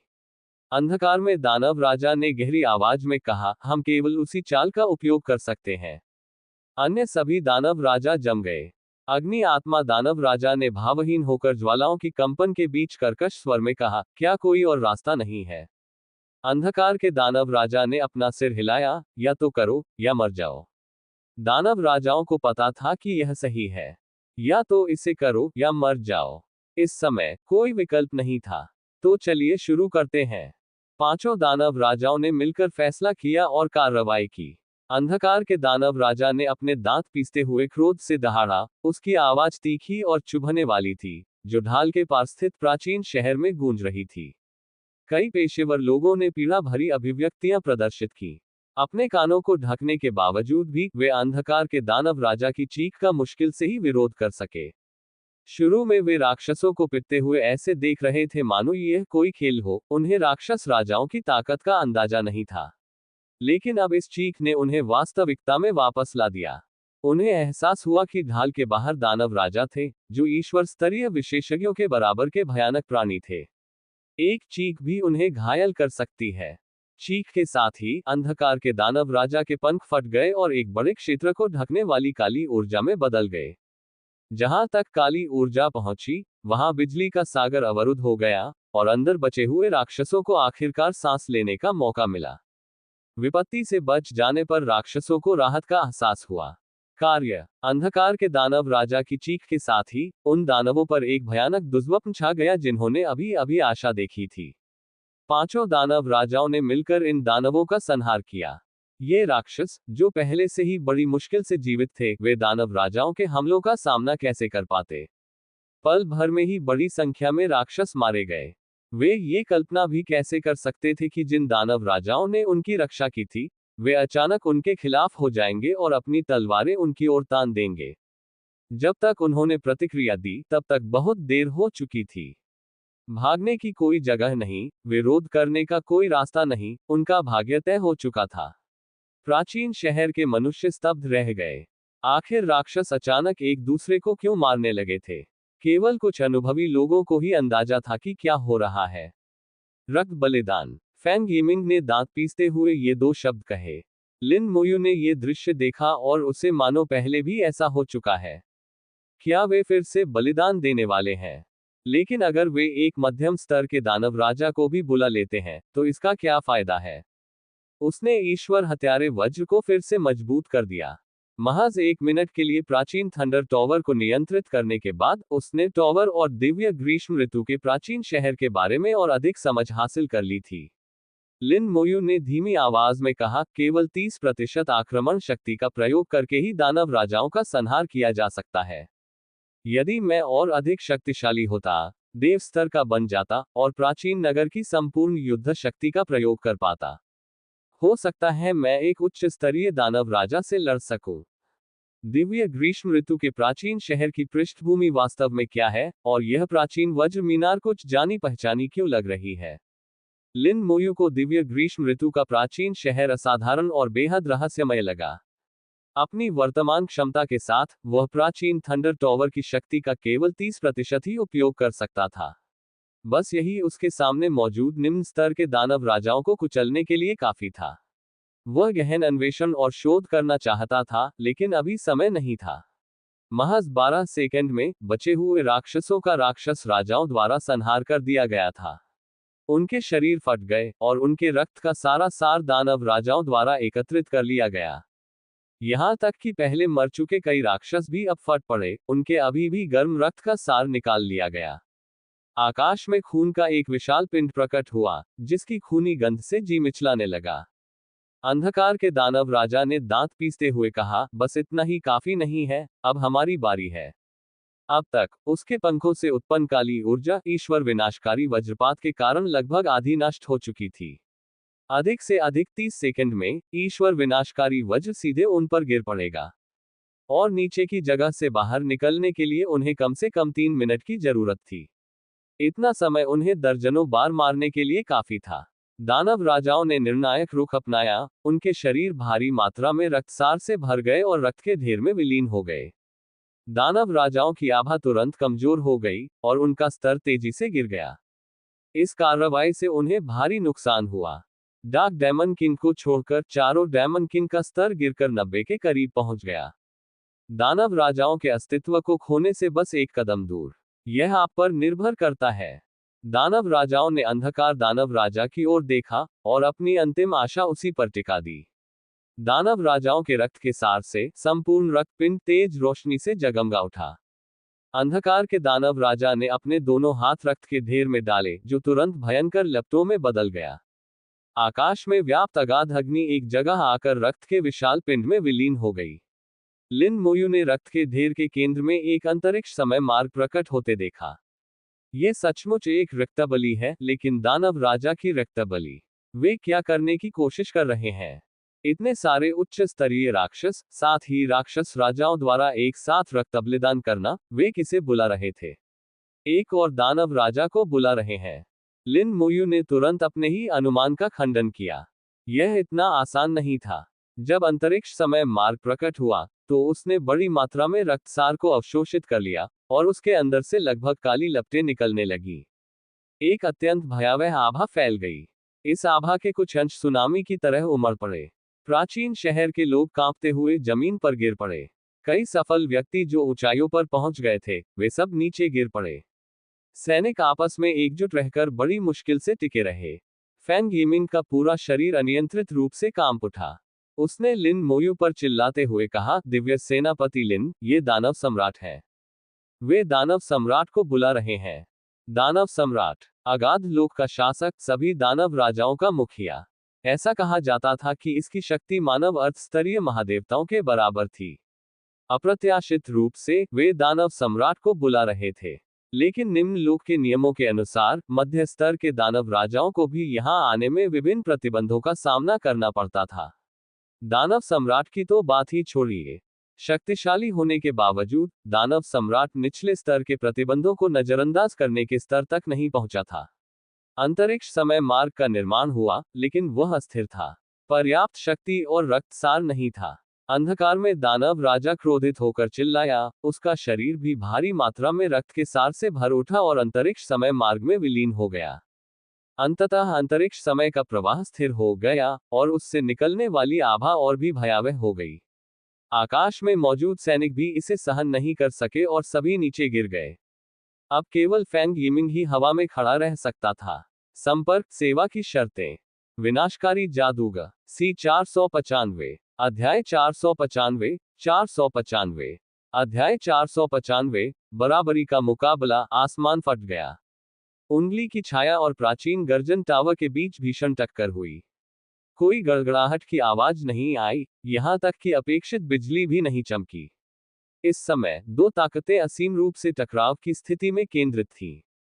इसने इसे रोक दिया। सभी ने खुशी और आश्चर्य के भाव दिखाए। प्राचीन गर्जन मीनार ने वास्तव में दानव सम्राट की उंगली को रोक दिया था, लेकिन बुरी तरह कमजोर हो चुके दानव राजाओं ने हैरानी और अविश्वास भरे भाव दिखाए। दरअसल दानव सम्राट की उंगली अवरुद्ध हो गई थी। इस टावर के पीछे क्या रहस्य था? यह इतना भयानक कैसे हो सकता था? 2 सेकंड के लिए सब कुछ शांत हो गया। दरार, कांच टूटने जैसी एक आवाज गूंज उठी। प्राचीन शहर के बाहर दूर आकाश में एक विशाल दरार दिखाई दी। दरार के उस पार अनंत शून्य था। शून्य से एक भयावह आभा प्रसारित हुई, जिससे सभी पेशेवर लोग कांप उठे। आकाश फट गया था। दानव सम्राट और प्राचीन वज्र मीनार के बीच हुई टक्कर से आकाश में दरार पड़ गई थी। उन दोनों की शक्ति इतनी भयावह थी कि वह निचले अंतरिक्ष की सहन करने की सीमा से अधिक थी, इसलिए आकाश फट गया। सौभाग्यवश दरार वाली जगह प्राचीन शहर से काफी दूर थी, और अंतरिक्ष में दरार केवल कुछ ही सेकंड के लिए दिखाई दी। दानव सम्राट की उंगली की छाया गायब हो गई, और प्राचीन वज्र मीनार अपनी सामान्य स्थिति में लौट आए। ऐसा प्रतीत हो रहा था कि इसमें कोई विजेता या हारने वाला नहीं था। लिन मोयू अचानक प्राचीन थंडर टावर के बाहर प्रकट हुई। इस समय उसके हाथ में ज्वालाएं झिलमिला रही थीं, जिसमें अग्नि देवता के रक्त का ठोस सार समाहित था। कौशल, एलिमेंटल लिच को बुलाओ। इसके जवाब में फ्लेम लिच प्रकट हुआ और आग की एक चमक के साथ दानव राजाओं की ओर तेजी से बढ़ा। अच्छा नहीं है। अंधकार के दानव राजा ने चिल्लाते हुए पीछे हटने की कोशिश की। दुर्भाग्यवश वे अब बहुत कमजोर हो चुके थे। हालांकि उन्होंने प्रतिक्रिया दी, लेकिन उनकी गति बहुत धीमी थी। अंतरिक्ष समय मार्ग के बाहर ज्वाला लिच पूरी गति से दानव सम्राट की उंगली से टकरा गया। एक जोरदार धमाके के साथ आग की लपटें भड़क उठी। फ्लेम लिच ने आत्मा विनाश कर लिया, जिससे लगभग छद्म देवता स्तर का हमला हुआ। पांचों दानव राजा आग की लपटों में घिर गए और लगातार चीखते रहे। सामान्यतः फ्लेम लिच के आत्म विनाश से उन्हें शायद ही कोई नुकसान होता, लेकिन अब स्थिति अलग थी। रक्तबलि के कारण वे अब बेहद कमजोर हो चुके थे। फ्लेम लिच का आत्म विनाश उनके लिए एक घातक झटका साबित होने के लिए काफी था। दानव सम्राट की उंगली भी आग की लपटों में घिर गई थी, लेकिन उसने कोई प्रतिक्रिया नहीं दी और आग को जलने दिया। इतनी भीषण आग भी इसे जरा भी नुकसान नहीं पहुंचा सकती। लिन मोयू को इसकी पहले से ही आशंका थी और इसलिए उन्हें बिल्कुल भी आश्चर्य नहीं हुआ। अग्नि देवता की अग्नि। लिन मोयू को मानो कोई आवाज सुनाई दे रही थी, लेकिन साथ ही साथ वह उसे सुन भी नहीं पा रही थी, मानो वह कोई भ्रम हो। फिर दानव सम्राट की उंगली थोड़ी सी मुड़ी और पांचों दानव राजाओं पर लगी ज्वालाएं एक साथ बुझ गईं। इस समय पांचों दानव राजा बेहद दयनीय स्थिति में दिख रहे थे। जैसे ही अंतरिक्ष समय का मार्ग इस क्षण विस्तारित हुआ, वे अनजाने में दानव सम्राट की उंगली की ओर उड़ गए और उन्हें निगल गए। फिर दानव सम्राट की उंगली के साथ ही अंतरिक्ष समय का मार्ग भी गायब हो गया। लिन मोयू ने इसे रोकने की कोशिश नहीं की। वास्तव में वह समय रहते इसे रोक भी नहीं सकता था। सब कुछ बेहद तेजी से हुआ। रक्तबलि से केवल दानव सम्राट की उंगली ही प्रकट हुई थी, और उसमें केवल एक ही प्रहार करने की शक्ति थी। प्राचीन शहर में हर किसी ने राहत की सांस ली, मानो वे बाल बाल मौत से बच गए हो। दानव सम्राट की यह उंगली बेहद भयानक थी। एक उंगली ने पूरे दृश्य को दबा दिया था। फैंग यिमिंग को भी ऐसा लगा जैसे वह किसी आपदा से बच गया हो। वह लिन मोयू के पास पहुंचा और बोला, दिव्य सेनापति लिन, हम इसके लिए आपके आभारी हैं। लिन मोयू ने सिर हिलाते हुए कहा, अगर मैं न होता तो राक्षस शहर पर हमला करने नहीं आते। सौभाग्य से कोई हताहत नहीं हुआ। लेकिन फैंग यिमिंग ऐसा नहीं सोचते थे। राक्षसों को मारना सभी मनुष्यों का दायित्व है।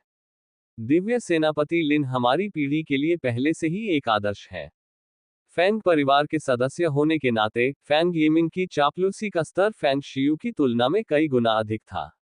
लिन मोयू ने कहा, मैं प्राचीन थंडर टॉवर का और अधिक अध्ययन करना चाहता हूं। क्या मुझे आपकी अनुमति मिल सकती है, कर्नल फैंग? फैंग यिमिंग कैसे असहमत हो सकते थे? उन्होंने बार बार कहा, दिव्य सेनापति लिन, आप निश्चिंत रहें। प्राचीन थंडर टॉवर वर्षों से शहर में मौजूद था और प्रतिदिन लोगों के देखने के लिए खुला रहता था। लेकिन वास्तव में इसमें प्रवेश करने की योग्यता रखने वाले लोग बहुत कम थे। लिन मोयू उनमें से एक थी। लिन मोयू के दोबारा प्राचीन थंडर टॉवर में प्रवेश करने के बाद सेना का टेलीपोर्टेशन एरे जगमगा उठा। टेलीपोर्टेशन एरे से 3 लोग प्रकट हुए। उन तीनों की आभा बहुत शक्तिशाली थी। वे सभी ईश्वर स्तरीय विशेषज्ञ थे। फैंग यिमिंग की मदद की गुहार मिलने के बाद वे पहले गहरे अंतरिक्ष में गए, फिर एक अंतरिक्ष समय मार्ग के माध्यम से ऊपरी अंतरिक्ष में लौट आए। फिर उन्होंने टेलीपोर्टेशन पत्थरों का उपयोग करके दिव्य ग्रीष्म ऋतु के प्राचीन शहर में वापसी की। मदद के लिए फोन मिलने के बाद से वे बिना रुके लगातार मौके पर पहुंचे और कुल मिलाकर केवल 10 मिनट का समय लिया। उन्होंने सोचा कि दिव्य ग्रीष्म ऋतु के प्राचीन शहर के साथ ये कम से कम 10 मिनट तक टिकने में सक्षम होना चाहिए। अप्रत्याशित रूप से जब वे वहां पहुंचे तो लड़ाई पहले ही समाप्त हो चुकी थी। फैंग यिमिंग ने तीनों को आदरपूर्वक प्रणाम करते हुए कहा, प्राचीन नगर सेना ब्रिगेड कमांडर फैंग यिमिंग, तीनों स्वामियों को प्रणाम करता हूं। ये तीनों सैन्य क्षेत्र के उच्च कोटि के विशेषज्ञ थे। इनमें से एक फैंग परिवार से था, जिसका नाम फैंग शिंगजियान था, जो फैंग यिमिंग का एक वरिष्ठ सदस्य था। अन्य 2 भाइयों के नाम तान शिनशिया और तान शिनकियू थे। वहां पहुंचते ही दोनों तुरंत युद्ध क्षेत्र का निरीक्षण करने के लिए ऊपर की ओर उड़ गए। यिमिंग, इतनी औपचारिकता की कोई जरूरत नहीं है। क्या लड़ाई खत्म हो गई? क्या राक्षस पीछे हट गए? फैंग शिंगजियान ने जल्दी से पूछा। पारिवारिक क्रम के अनुसार फैंग शिंगजियान फैंग यिमिंग के चाचा थे। उनके शब्दों में अनौपचारिक लहजा भी झलक रहा था। फैंग यिमिंग ने कहा, हाँ, सौभाग्य से डिवाइन जनरल लिन यहां थे। डिवाइन जनरल लिन ने प्राचीन देव टॉवर को नियंत्रित किया और दानव सेना को खदेड़ दिया। दिव्य सेनापति लिन। फैंग शिंगजियान थोड़ा हैरान था। वह जिन दिव्य सेनापतियों को जानता था, उनमें से किसी का भी उपनाम लिन नहीं था। फैंग यिमिंग ने कहा, यह दिव्य जनरल लिन मोयू है। लिन मोयू, तो ये वही है। फैंग शिंगजियान ने स्वाभाविक रूप से लिन मोयू का नाम सुना था और उसके बारे में जानने के लिए काफी उत्सुक भी थी। मानव इतिहास में सबसे कम उम्र के दिव्य सेनापति।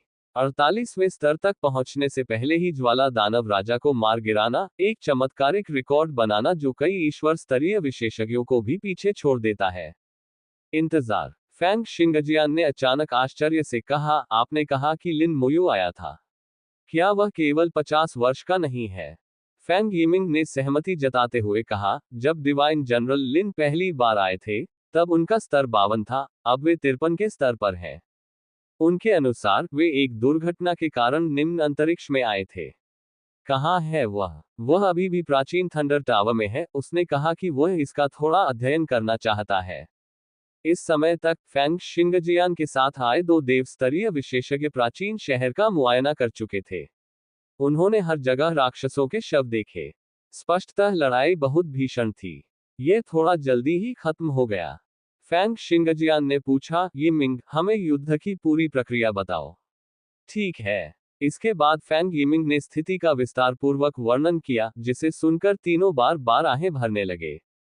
वे लंबे समय से जानते थे कि प्राचीन थंडर टावर बहुत शक्तिशाली था। यदि कोई इसे नियंत्रित कर ले तो यह ईश्वर स्तरीय विशेषज्ञों से लड़ने, यहां तक कि उन्हें मारने के लिए भी पर्याप्त होगा। उन्हें उम्मीद नहीं थी कि लिन मोयू ऐसा करेगी, और यहां तक कि वास्तव में एक दानव राजा को मार डालेगी। अंत में उसने 5 दानव राजाओं को रक्तबलि देने के लिए भी मजबूर किया, जिससे दानव सम्राट की उंगली को बुलाया जा सके। अंत में दानव सम्राट की उंगली भी प्राचीन वज्र टावर से केवल बराबरी का मुकाबला ही कर सकी। पूरी प्रक्रिया किसी पौराणिक कथा जैसी थी। यह सुनकर फैंग शिंगजियान खुद को हंसने से नहीं रोक पाए और बोली, लगता है हम सचमुच बुरे हो रहे हैं। एक अन्य महापुरुष ने व्यंग्य करते हुए कहा, ये बाय युवान ही भाग्यशाली है जिसे इतना अच्छा शिष्य मिला है। तुम्हारी हिम्मत कैसे हुई ये बात बाय युवान के सामने कहने की? देखो वो तुम्हें पीटता है या नहीं। भले ही मैं उसे हरा न सकूं तो क्या हुआ, जो कहना जरूरी होगा मैं वही कहूंगा। ठीक है, ठीक है, तुम्हें पिटने से डर नहीं लगता, तुम सबसे ताकतवर हो। तीनों आपस में बातचीत करते हुए चौक पर पहुंचे। उन्होंने लंबे समय से आकाश में लाल रोशनी को तेजी से ऊपर जाते हुए देखा था, और वे जानते थे कि यह लिन मोयू द्वारा दूसरा उत्पत्ति रून प्राप्त करना था। ईश्वरीय स्तर के विशेषज्ञ होने के नाते वे फैंग यिमिंग से कहीं अधिक जानकारी रखते थे। वे जानते थे कि उत्पत्ति के प्रतीक केवल चाहने मात्र से या केवल प्रयास से प्राप्त नहीं किए जा सकते। इसमें कुछ अधिक जटिल चीजें शामिल थीं जिन्हें शब्दों में स्पष्ट रूप से समझाया नहीं जा सकता था। वे तीनों उससे ईर्ष्या ही कर सकते थे। दिव्य जनरल लिन वास्तव में बहुत भाग्यशाली हैं। इतिहास में 2 उत्पत्ति रून बहुत कम ही देखने को मिले हैं।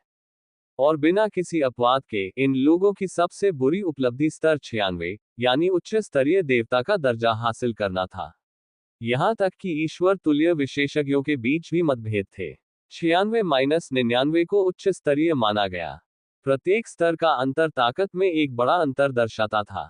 बाय युवान और मिंग एनवेन की तरह जो 95वें स्तर के शिखर पर पहुंच चुके थे, उच्च स्तरीय ईश्वर स्तरीय विशेषज्ञ बनने से बस एक कदम दूर थे। लेवल 98 विशेष रूप से खास था। सिर्फ लेवल 98 तक पहुंचना ही उच्च स्तर माना जाता था। लेकिन अगर कोई 98वें स्तर के शिखर पर पहुंच जाए तो एक और स्तर को छूते हुए। हालांकि उनका स्तर अभी भी 98 ही था, लेकिन उनकी युद्ध शक्ति में काफी वृद्धि हो जाती थी। ऐसे लोगों को अर्ध परमेश्वर कहा जाता था। लेवल 99 भी आधा कदम का सुपर गॉड था।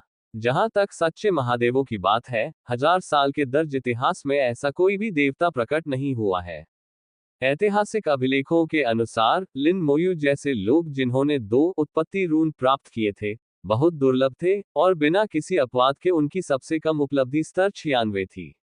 लिन मोयू निश्चित रूप से इस मुकाम तक पहुंचने में सक्षम होंगी। तीनों ने एक दूसरे की ओर देखा। उनकी नजरों में लिन मोयू की स्थिति में धीरे धीरे बदलाव आ गया था।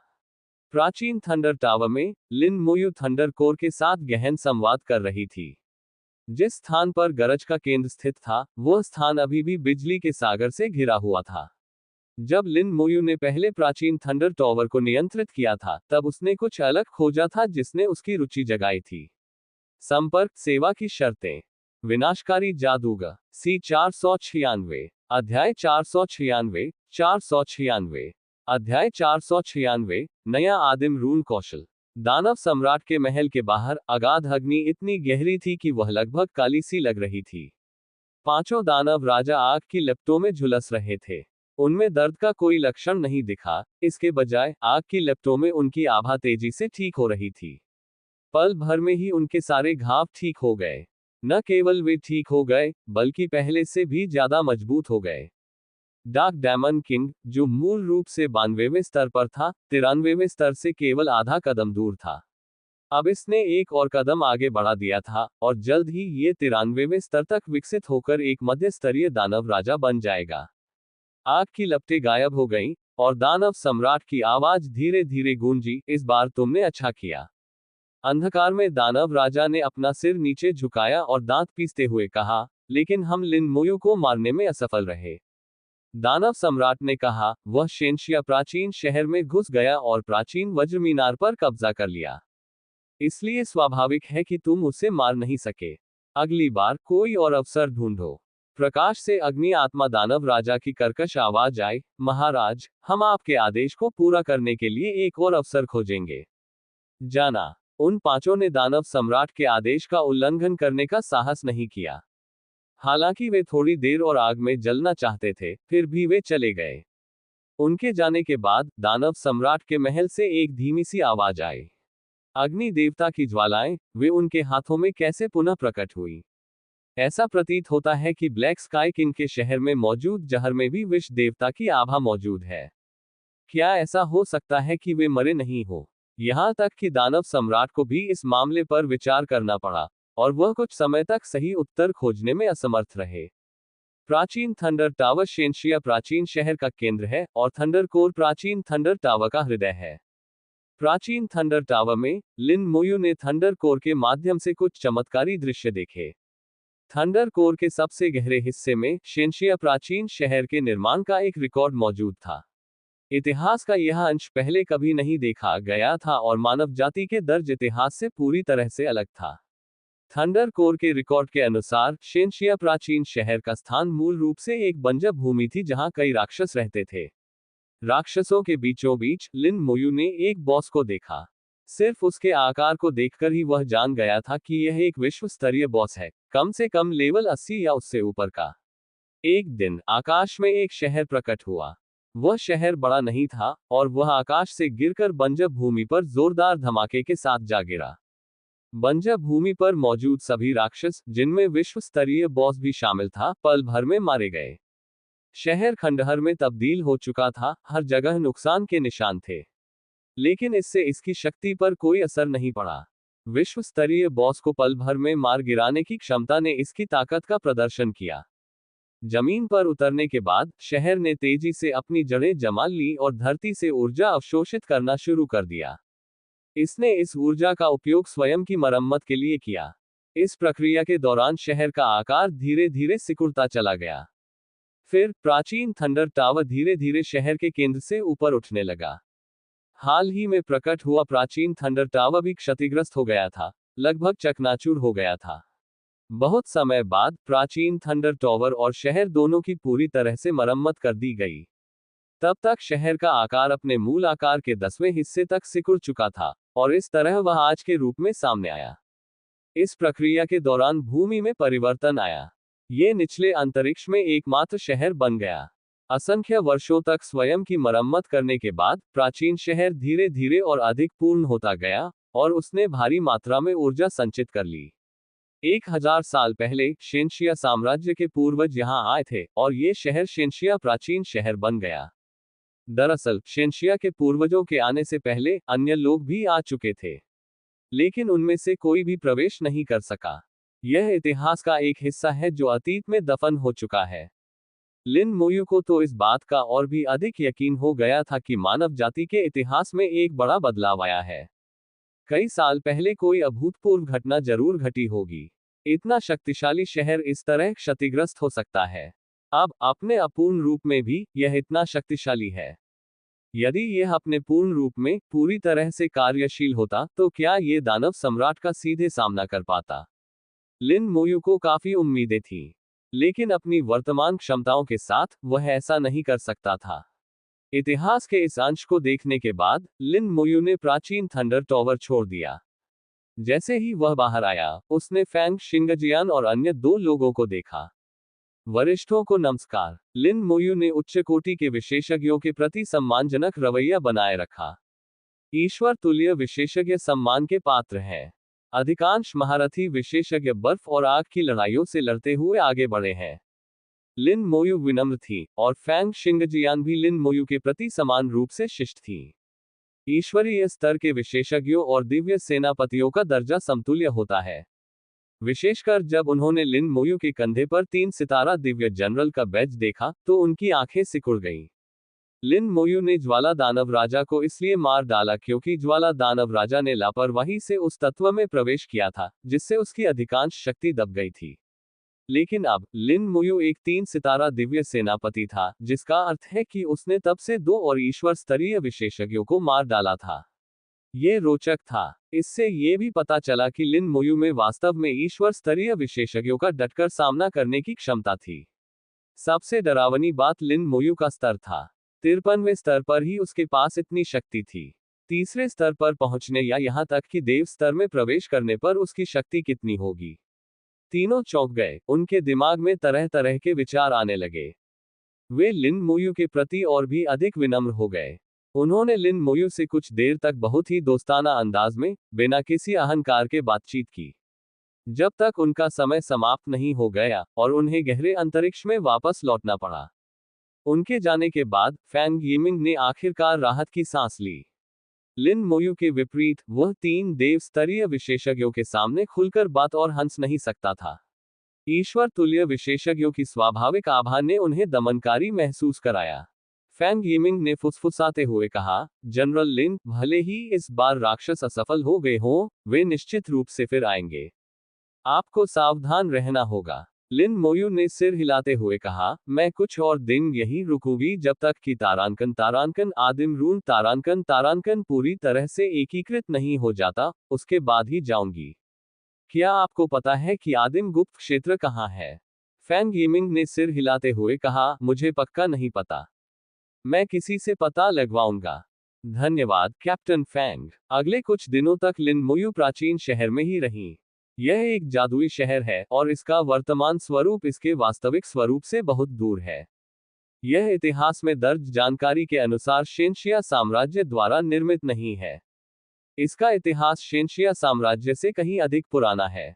लिन मोयू ये देखना चाहता था कि अगर प्राचीन शहर अपनी पुरानी शान को पूरी तरह से बहाल कर ले तो वह कैसा दिखेगा। वह जमीन पर बैठ गया और प्राचीन शहर की धड़कन को महसूस करने लगा। प्राचीन शहर लगातार पृथ्वी से ऊर्जा अवशोषित करता रहा और उसे संचित करता रहा। 1000 साल से भी अधिक समय बीत जाने के बाद भी अभी भी बहुत बड़े अंतराल मौजूद थे। लिन मोयू थंडर कोर से महसूस कर सकती थी कि प्राचीन शहर को अभी भी भारी मात्रा में ऊर्जा की आवश्यकता है। धीरे धीरे उसकी हृदय गति धीमी होती गई और प्राचीन शहर की धड़कन के साथ घुल मिल गई। धप धप धप। प्राचीन शहर की धड़कन की आवाज उसके मन में गूंज रही थी। उसने सांस ली और उसका दिल प्राचीन शहर की धड़कन के साथ तालमेल बिठाते हुए धड़क रहा था। प्राचीन शहर के नीचे एक विशाल और जटिल संरचना धीरे धीरे काम कर रही थी। फिर एक निशान संरचना से बाहर निकला और लिन मोयू के मानसिक जगत में प्रवेश कर गया। उस क्षण से लिन मोयू को प्राचीन शहर के साथ एक रहस्यमय जुड़ाव महसूस हुआ। उन्हें पता था कि उन्होंने प्राचीन शहर की मान्यता प्राप्त कर ली है। ठीक उसी तरह जैसे 1000 साल पहले जब शेनशिया साम्राज्य के पूर्वज आए थे, तो उन्हें प्राचीन शहर की मान्यता प्राप्त करने के बाद ही प्रवेश करने की अनुमति दी गई थी। हालांकि यह मान्यता अभी कमजोर और प्रारंभिक थी, फिर भी इससे उन्हें कई लाभ मिले। इसका पहला फायदा ये था कि वह प्राचीन युद्ध क्षेत्र में कहीं से भी तुरंत प्राचीन शहर में लौट सकता था।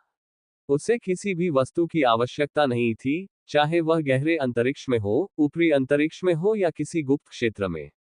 वह पल भर में प्राचीन शहर में लौट सकता था। इससे काफी सुरक्षा मिली। इस बात को समझते हुए लिन मोयू को पता चल गया कि वह प्राचीन युद्ध क्षेत्र में लगभग पूरी तरह से सुरक्षित है। कुछ दिनों बाद तारांकन आदिम प्रतीक तारांकन का प्रकाश धीरे धीरे फीका पड़ गया। 10 दिनों की परीक्षण अवधि अंततः समाप्त हो गई, और तारांकन तारांकन आदिम प्रतीक तारांकन तारांकन का एकीकरण शुरू हो गया। प्राचीन शहर में अनगिनत निगाहें धीरे धीरे गायब होती लाल रोशनी को ईर्ष्या से भरी नजरों से देख रही थी। लेकिन उनमें ईर्ष्या का कोई भाव नहीं था। वे सभी जानते थे कि लिन मोयू इसके योग्य थी। लिन मोयू की ताकत जगजाहिर थी। लिन मोयू ने लाल रोशनी को इकट्ठा होते और गायब होते देखा, और फिर उसके दाहिने हाथ के पीछे एक संबंधित तारांकन तारांकन आदिम प्रतीक तारांकन तारांकन प्रकट हुआ। ये तारांकन तारांकन जे तारांकन तारांकन का चरित्र है। तारांकन तारांकन प्राप्त कौशल शक्ति संचय तारांकन तारांकन तारांकन तारांकन शक्ति संचय, एक निर्दिष्ट बुलाए गए प्राणी की शक्ति एकत्रित करें, उसके सभी कौशल प्राप्त करें और उसके कुछ गुणों को मिला लें। अवधि 5 मिनट, कूलडाउन 60 मिनट। तारांकन तारांकन तारांकन तारांकन शक्ति संचय तारांकन तारांकन के कौशल विवरण को ध्यानपूर्वक पढ़ने के बाद लिन मोयू को इसकी शक्ति का आकलन करना मुश्किल लगा। लेकिन चूंकि यह कौशल तारांकन तारांकन आदिम प्रतीक तारांकन तारांकन द्वारा लाया गया था, इसलिए ये कमजोर नहीं होना चाहिए। चलो इसे आजमा कर देखते हैं। एक विचार के साथ लिन मोयू ने अपने बिजली के पंख फैलाए और तेजी से प्राचीन शहर से बाहर उड़ गया। योजक चिन्ह योजक चिन्ह योजक चिन्ह। संपर्क सेवा की शर्तें। विनाशकारी जादूगर सी 497। अध्याय 497 497। अध्याय 497। कौशल का उपयोग इस तरह नहीं किया जाता है। इन दिनों लिन मोयू निष्क्रिय नहीं बैठा था। वह लगातार अपने लाइटनिंग अनडेड विंग्स का अभ्यास कर रहा था। अब तक वे चौथे स्तर पर पहुंच चुके थे। तारांकन तारांकन बिजली के अजन्मे पंख स्तर 4 उपयोगकर्ता और बुलाए गए प्राणियों दोनों को 40 सेकंड के लिए उड़ने की क्षमता प्रदान करता है। कूलडाउन समय 7 मिनट। कौशल स्तर जितना ऊंचा होगा, उड़ान की गति उतनी ही तेज होगी और कूलडाउन समय उतना ही कम होगा। तारांकन तारांकन उड़ान की गति बढ़कर 800 मीटर प्रति सेकंड हो गई थी, जो काफी तेज थी। लिन मोयू कई किलोमीटर दूर तक उड़ी और उसने बड़ी संख्या में राक्षसों को देखा। चूंकि वह प्रयोग करना चाहता था, इसलिए वास्तविक युद्ध से बेहतर कुछ नहीं था। कुछ समय तक उड़ान भरने के बाद आखिरकार उसे अपना बॉस मिल गया। इसके आकार को देखते हुए ये लगभग 75वें स्तर का एक लॉर्ड लेवल बॉस होना चाहिए। शेनलॉन्ग महाद्वीप चारों महाद्वीपों में से सबसे सुरक्षित निचले स्थानों में से एक है। इस पर मौजूद सबसे शक्तिशाली राक्षस भी केवल 80 स्तर का विश्व स्तरीय बॉस है। अन्य राक्षस आमतौर पर लगभग 70 के स्तर के होते हैं। ये लिन मोयू का निशाना बन गया। पूरी मरे हुए लोगों की सेना प्रकट हुई।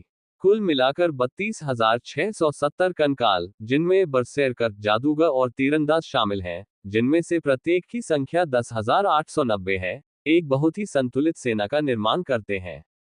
लिन मोयू ने एक पल सोचा और सभी एलिमेंटल लिचेस को बुला लिया। इससे पहले उसने ज्वाला लिच को बुलाया था और उसे विष लिच से बदल दिया था। इस बार 6 मौलिक लिच ज्वाला, तूफान, बर्फ, पृथ्वी, बिजली और मरे हुए थे। अमृतक सेना के पैरों के नीचे 6 अलग अलग रंगों की आभाएं प्रकट हुई, जो लगातार चमकती और घूमती रहीं और बेहद खूबसूरत लग रही थी।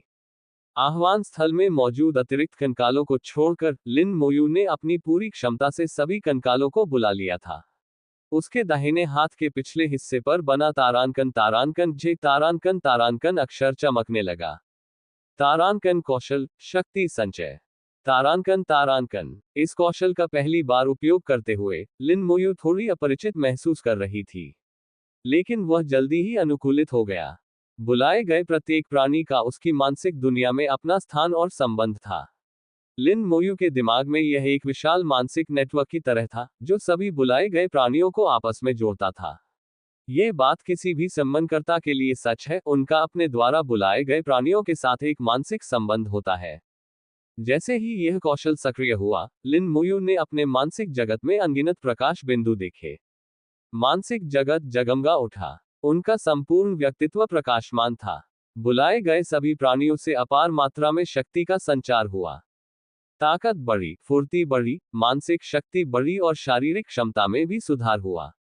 न केवल कंकाल, बल्कि लिच जनरल और एलिमेंटल लिच भी। उनके गुण धीरे धीरे उस व्यक्ति में समाहित होते जा रहे थे। लिन मोयू ने खुद को स्केलेटन बरसेरकर्स के बरसेर कौशल में महारत हासिल करते हुए पाया। फिर उसने कंकाल जादूगरों की मौलिक विस्फोट कला में महारत हासिल कर ली। तीरंदाजों, लिच जनरलों और एलिमेंटल लिचों के कौशल।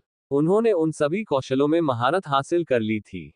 अचानक लिन मुयू को एक प्रेरणा मिली और उसे एहसास हुआ कि उसने लिच जनरल के कौशल में महारत हासिल कर ली है। क्या इसका मतलब यह है कि मैं इस कौशल का उपयोग लाश के जहर को बेअसर करने के लिए कर सकता हूं? बिना किसी झिझक के उसने उस कौशल का प्रयोग एक राक्षस पर किया। उस कौशल का प्रकाश चमका और लिन मुयू और मरे हुए सैनिकों की सेना दोनों ने उस कौशल का प्रभाव महसूस किया। दुर्भाग्यवश वह कौशल राक्षस पर कारगर नहीं हुआ। हालांकि लिच जनरल का कौशल वंशानुगत था, लेकिन इससे केवल उसे और मरे हुए लोगों की सेना को ही लाभ हो सकता था। हालांकि लिन मुयू ने पहली बार सपोर्ट स्किल का प्रभाव महसूस किया, लेकिन उन्हें अपने गुणों में कोई वृद्धि महसूस नहीं हुई। स्पष्ट रूप से उस कौशल का उपयोग किया गया था, तो मुझे अधिक मजबूत महसूस क्यों नहीं हो रहा है? उसने अपनी विशेषताओं की जांच की। तारांकन नाम, लिन मोयू शक्ति संचय अवस्था तारांकन तारांकन स्तर 53 तारांकन शक्ति 1 मिलियन तारांकन फुर्ती 1 मिलियन तारांकन मानसिक शक्ति 1 मिलियन तारांकन संविधान 1 मिलियन तारांकन। लिन मोयू अपने ही गुणों को देखकर हैरान रह गया। उनकी चारों मुख्य विशेषताओं का मूल्य 10 लाख तक पहुंच गया था। कुल 4 मिलियन विशेषताओं के साथ वह 80 स्तरीय विश्व स्तरीय बॉस के बराबर था। एक 53वें स्तर के इंसान में 80वें स्तर के विश्व स्तरीय बॉस के समान गुण होना अविश्वसनीय था।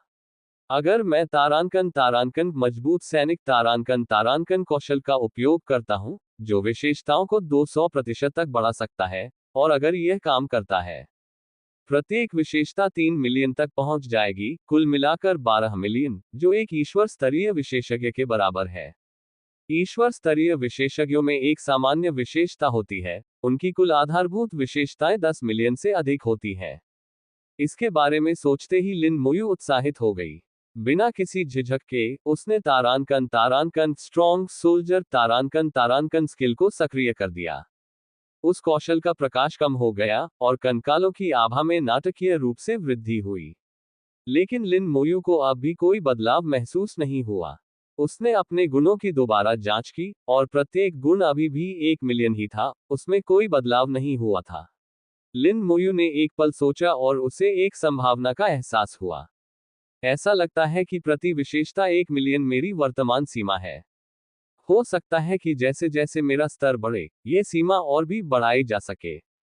उन्हें लगा कि उनका अनुमान सही था, लेकिन अपनी वर्तमान स्थिति में भी मैं पहले से ही बहुत मजबूत हूं।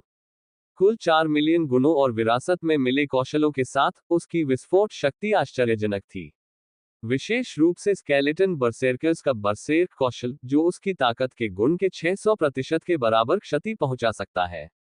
10 लाख की शक्ति विशेषता के साथ वह 70 लाख की शक्ति के बराबर क्षति पहुंचा सकता था।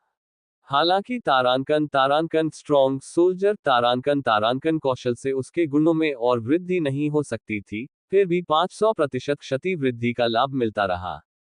कौशल की अवधि का लाभ उठाते हुए लिन मुयू इसे आजमाने के लिए उत्सुक थी। उसने अपने भंडार से प्लेटिनम स्तर की कुल्हाड़ी निकाली और बॉस पर हमला कर दिया। उसने जासूसी मंत्र का प्रयोग किया। तारांकन दहाड़ते दांतों वाला दानव राजा विश्व स्तरीय बॉस तारांकन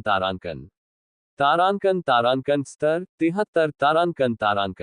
73 तारांकन शक्ति 800,000 तारांकन फुर्ती 550,000 तारांकन मानसिक शक्ति 550,000 तारांकन संविधान 700,000 तारांकन कौशल प्रचंड क्रोध शक्तिशाली आक्रमण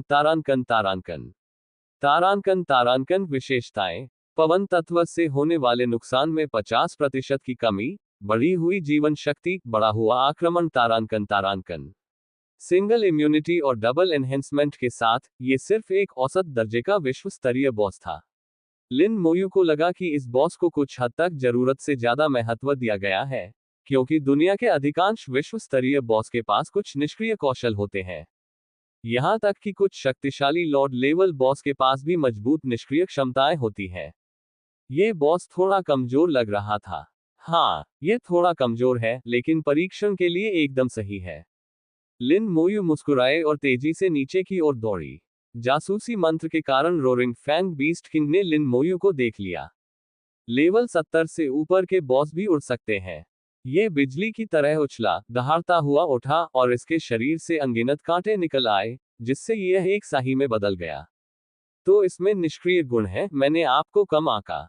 लिन मोयू को परवाह नहीं थी और उसने अपनी कुल्हाड़ी चला दी। तारांकन कौशल, बरसेर्क स्ट्राइक। तारांकन कुल्हाड़ी से तेज लाल रोशनी निकली, जिससे आसपास का वातावरण जगमगा उठा।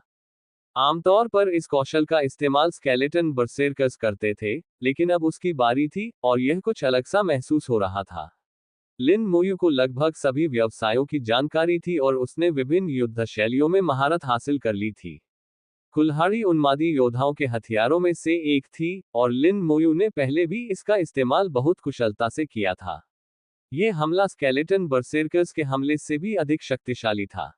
बूम! एक जोरदार आवाज के साथ कुल्हाड़ी ने सटीक रूप से दहाड़ते हुए दांत वाले राक्षस राजा के सिर पर प्रहार किया। दरार! लिन मोयू को मानो हड्डियों के टूटने की आवाज सुनाई दी।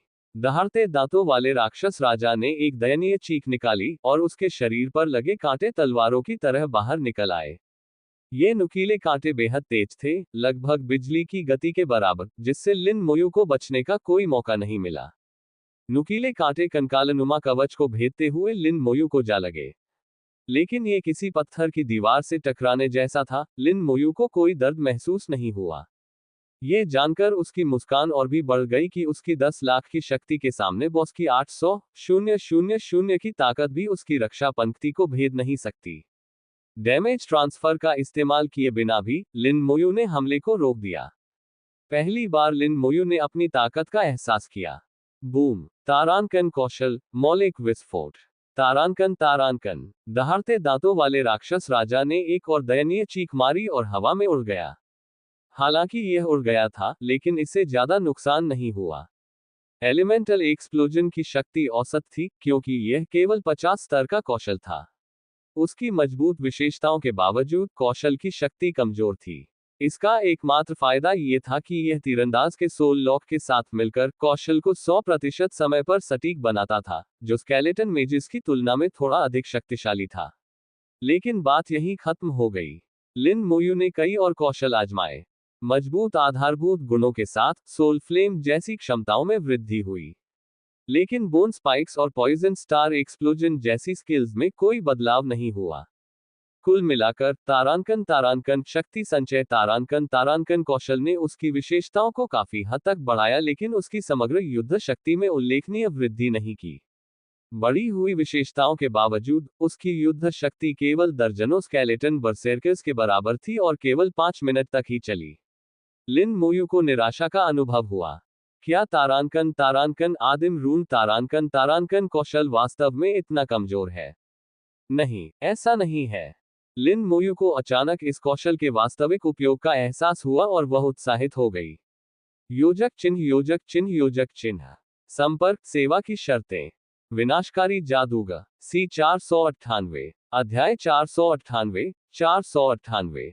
अध्याय 498। शक्ति संचय कौशल का सही उपयोग।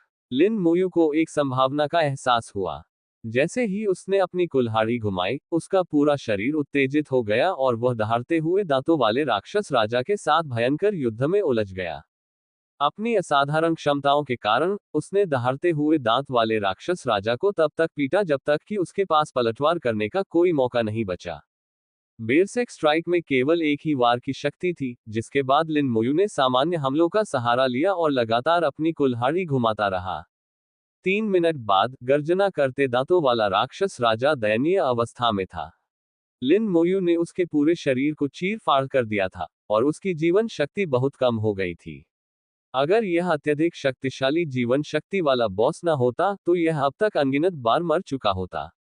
लिन मोयू की वर्तमान क्षमताओं के साथ, वह समान स्तर के साधारण राक्षसों को कुल्हाड़ी के एक ही वार से मार सकता है, दूसरे वार की आवश्यकता के बिना। अंततः दहाड़ते दांतों वाले राक्षस राजा ने गुस्से में दहाड़ मारी और भाग गया। लिन मोयू ने पीछा नहीं किया, क्योंकि उस कौशल की अवधि समाप्त होने वाली थी। मैं इसे अपने स्पैरिंग पार्टनर होने के नाते छोड़ दूंगा। लिन मोयू को अब इस लेवल 73 के विश्व स्तरीय बॉस को एक खतरे के रूप में नहीं देखा जा सकता था। इन 10 या 100 बॉस को मारना उतना लाभदायक नहीं होगा जितना कि 80 लेवल के विश्व स्तरीय बॉस को मारना। लिन मोयू प्राचीन शहर लौट आया और अचानक उसके मन में आए विचार पर ध्यानपूर्वक विचार करने लगा, साथ ही संभावनाओं पर भी गौर करने लगा। पावर गैदरिंग स्किल केवल सतही तौर पर गुणों को बढ़ाती है, और इसकी भी एक सीमा है। अगर मैं इसका इस्तेमाल भी करूं, तो मेरे गुण केवल एक लेवल 70 के विश्व स्तरीय बॉस के बराबर ही होंगे, जो मजबूत तो लगता है, लेकिन समान कौशल के बिना, यह उतना शक्तिशाली नहीं है। और यह सिर्फ 5 मिनट तक ही चलता है, इसलिए यह बहुत उपयोगी नहीं है, स्ट्रॉन्ग सोल्जर कौशल की तुलना में कहीं ज्यादा घटिया है। इसका वास्तविक उपयोग वर्तमान में नहीं बल्कि भविष्य में है। लिन मोयू ने अपने मन में अचानक आए विचारों को व्यवस्थित करते हुए बुदबुदाया। जैसे जैसे वह एक एक करके उन चीजों को छांटता गया, उसका विचार और अधिक स्पष्ट होता गया, और उसे लगा कि इसके सच होने की बहुत अधिक संभावना है। सबसे पहले, तीसरे नौकरी स्थानांतरण के दौरान, मैं इस कौशल का उपयोग करके आधारभूत विशेषताओं की सीमा को पूरी तरह से तोड़ सकता हूं, जिससे सफल नौकरी उन्नति की संभावना काफी बढ़ जाती है। दूसरा, जब मेरा स्तर ऊंचा होगा, तो शायद इस कौशल का उपयोग करने से मेरे मूल गुण 10 मिलियन के आंकड़े को पार कर जाएंगे। देवताओं के लोक में प्रवेश। मेंग एनवेन ने उसे बताया था कि देवत्व स्तर प्राप्त करने की सीमा कुल गुणों में 10 मिलियन है। चाहे कोई भी तरीका अपनाया जाए, जब तक कोई व्यक्ति कुल गुणों में 10 मिलियन तक पहुंच सकता है, तब तक वह एक निश्चित सीमा तक ईश्वर स्तरीय शक्ति का प्रयोग कर सकता है। बेशक यह फिर भी सच्चे ईश्वर स्तर से अलग होगा। उस प्रकार की ईश्वर समान शक्ति को छद्म ईश्वर भी कहा जाता है। लेवल 90 पर सभी छद्म देवताओं के कुल गुणधर्म 10 मिलियन है। न ज्यादा, न कम। छद्म देवताओं को विशेष विधियों के माध्यम से उस स्तर तक उठाया जाता है, और एक बार उन विधियों का उपयोग हो जाने के बाद, वे अपनी भविष्य की क्षमता को त्याग देते हैं, और बिना किसी और वृद्धि के कुल गुणों में हमेशा के लिए 10 मिलियन पर बने रहते हैं। लिन मोयू स्वाभाविक रूप से ऐसे तरीकों पर विचार नहीं करता, लेकिन अब उसके पास अपनी भविष्य की क्षमता को प्रभावित किए बिना ईश्वर स्तर की शक्ति का अनुभव करने का मौका था। दोनों संभावनाओं का समाधान हो चुका था, और केवल पहली संभावना ही इस कौशल को अत्यंत मूल्यवान बनाती थी। अंत में, यह इस कौशल का सबसे महत्वपूर्ण उपयोग हो सकता है। यह मुझे महादेव बनने में मदद कर सकता है। लिन मोयू ने अनजाने में अपनी मुट्ठियां भींच ली। जब यह विचार पहली बार उनके मन में आया, तो वे अचंभित रह गए। लेकिन और अधिक विचार करने पर, उन्हें एहसास हुआ कि वास्तव में ऐसी संभावना थी। एंटारेस के अनुसार 98वें स्तर तक पहुंचने और समझने योग्य सभी चीजों को समझने के बाद, यदि एक गुण 10 मिलियन से अधिक हो जाता है, तो व्यक्ति महादेव बन सकता है। सभी गुणधर्म नहीं, बल्कि आधारभूत गुणधर्मों में से एक। लिन मोयू इस बात से भली भांति अवगत थे कि यह कितना कठिन कार्य था, और उन्हें इसे हासिल करने का कोई भरोसा नहीं था। लेकिन अब पावर गैदरिंग कौशल के साथ, उसे उम्मीद की किरण दिखाई दी। लिन मोयू ने अपने विचारों को व्यवस्थित कर लिया था, और सफलता की संभावना बहुत अधिक लग रही थी। उनकी आंखों में आत्मविश्वास की चमक थी, लेकिन एक शर्त है, मुझे इस कौशल को बनाए रखने में सक्षम होना चाहिए। आदिम रहस्य लोक। मुझे नहीं पता कि इस कौशल को कैसे बनाए रखा जाए। आदिम रून एक कौशल होने के साथ साथ आदिम गुप्त क्षेत्र में प्रवेश करने की कुंजी भी था। जिन लोगों को आदिम रून प्राप्त होता था, उन्हें देव स्तरीय विशेषज्ञ बनने से पहले आदिम गुप्त क्षेत्र में जाना अनिवार्य था। अन्यथा, देव स्तरीय बनने के बाद, आदिम रून स्वतः ही गायब हो जाता था और उससे संबंधित कौशल भी लुप्त हो जाता था। इस कौशल को स्थायी रूप से बनाए रखने के लिए, व्यक्ति को आदिम गुप्त क्षेत्र में प्रवेश करना होगा। लेकिन कौशल को बनाए रखने के लिए आदिम रहस्य क्षेत्र में प्रवेश करना इतना आसान नहीं है। अधिकांश लोगों के लिए, प्रवेश करने के बाद कौशल गायब हो जाता है। और यह समय से पहले ही गायब हो जाता है। कुछ लोगों ने 50 वर्ष की आयु में आदिम रून प्राप्त किया, लेकिन 60 वर्ष की आयु में आदिम गुप्त क्षेत्र में प्रवेश किया, और बाहर निकलते ही पाया कि वह कौशल पहले ही गायब हो चुका था। ईश्वर स्तर तक पहुंचने से पहले ही वह शक्तिशाली कौशल, जिसे वे मूल रूप से बरकरार रख सकते थे, खो गया। इसलिए आदिम रहस्य क्षेत्र में कब प्रवेश करना है और प्रवेश करना भी है या नहीं, यह एक कठिन विकल्प बन गया। बाद में कई लोगों ने 89वें स्तर पर आदिम गुप्त क्षेत्र में प्रवेश करने का विकल्प चुना और अंत तक आशा बनाए रखी। विभिन्न अभिलेखों में आदिम गुप्त क्षेत्र के बारे में बहुत कम जानकारी मिलती है। शुरू में इसमें प्रवेश करने के योग्य लोगों की संख्या बहुत कम थी, शायद 100 वर्षों में केवल कुछ ही लोग। और जो लोग प्रवेश कर लेते थे, वे बाद में आदिम रहस्य लोक के बारे में बात करने से बचते थे। अंत में बहुत कम जानकारी ही बची थी। लिन मोयू भी इस बात को लेकर दुविधा में थी कि आदिम रहस्य क्षेत्र में कब प्रवेश किया जाए। आदिम रहस्य लोक निचले अंतरिक्ष में स्थित था, और वह भी इस समय निचले अंतरिक्ष में ही था। यदि वह जाना चाहता तो उसे मिल सकता था।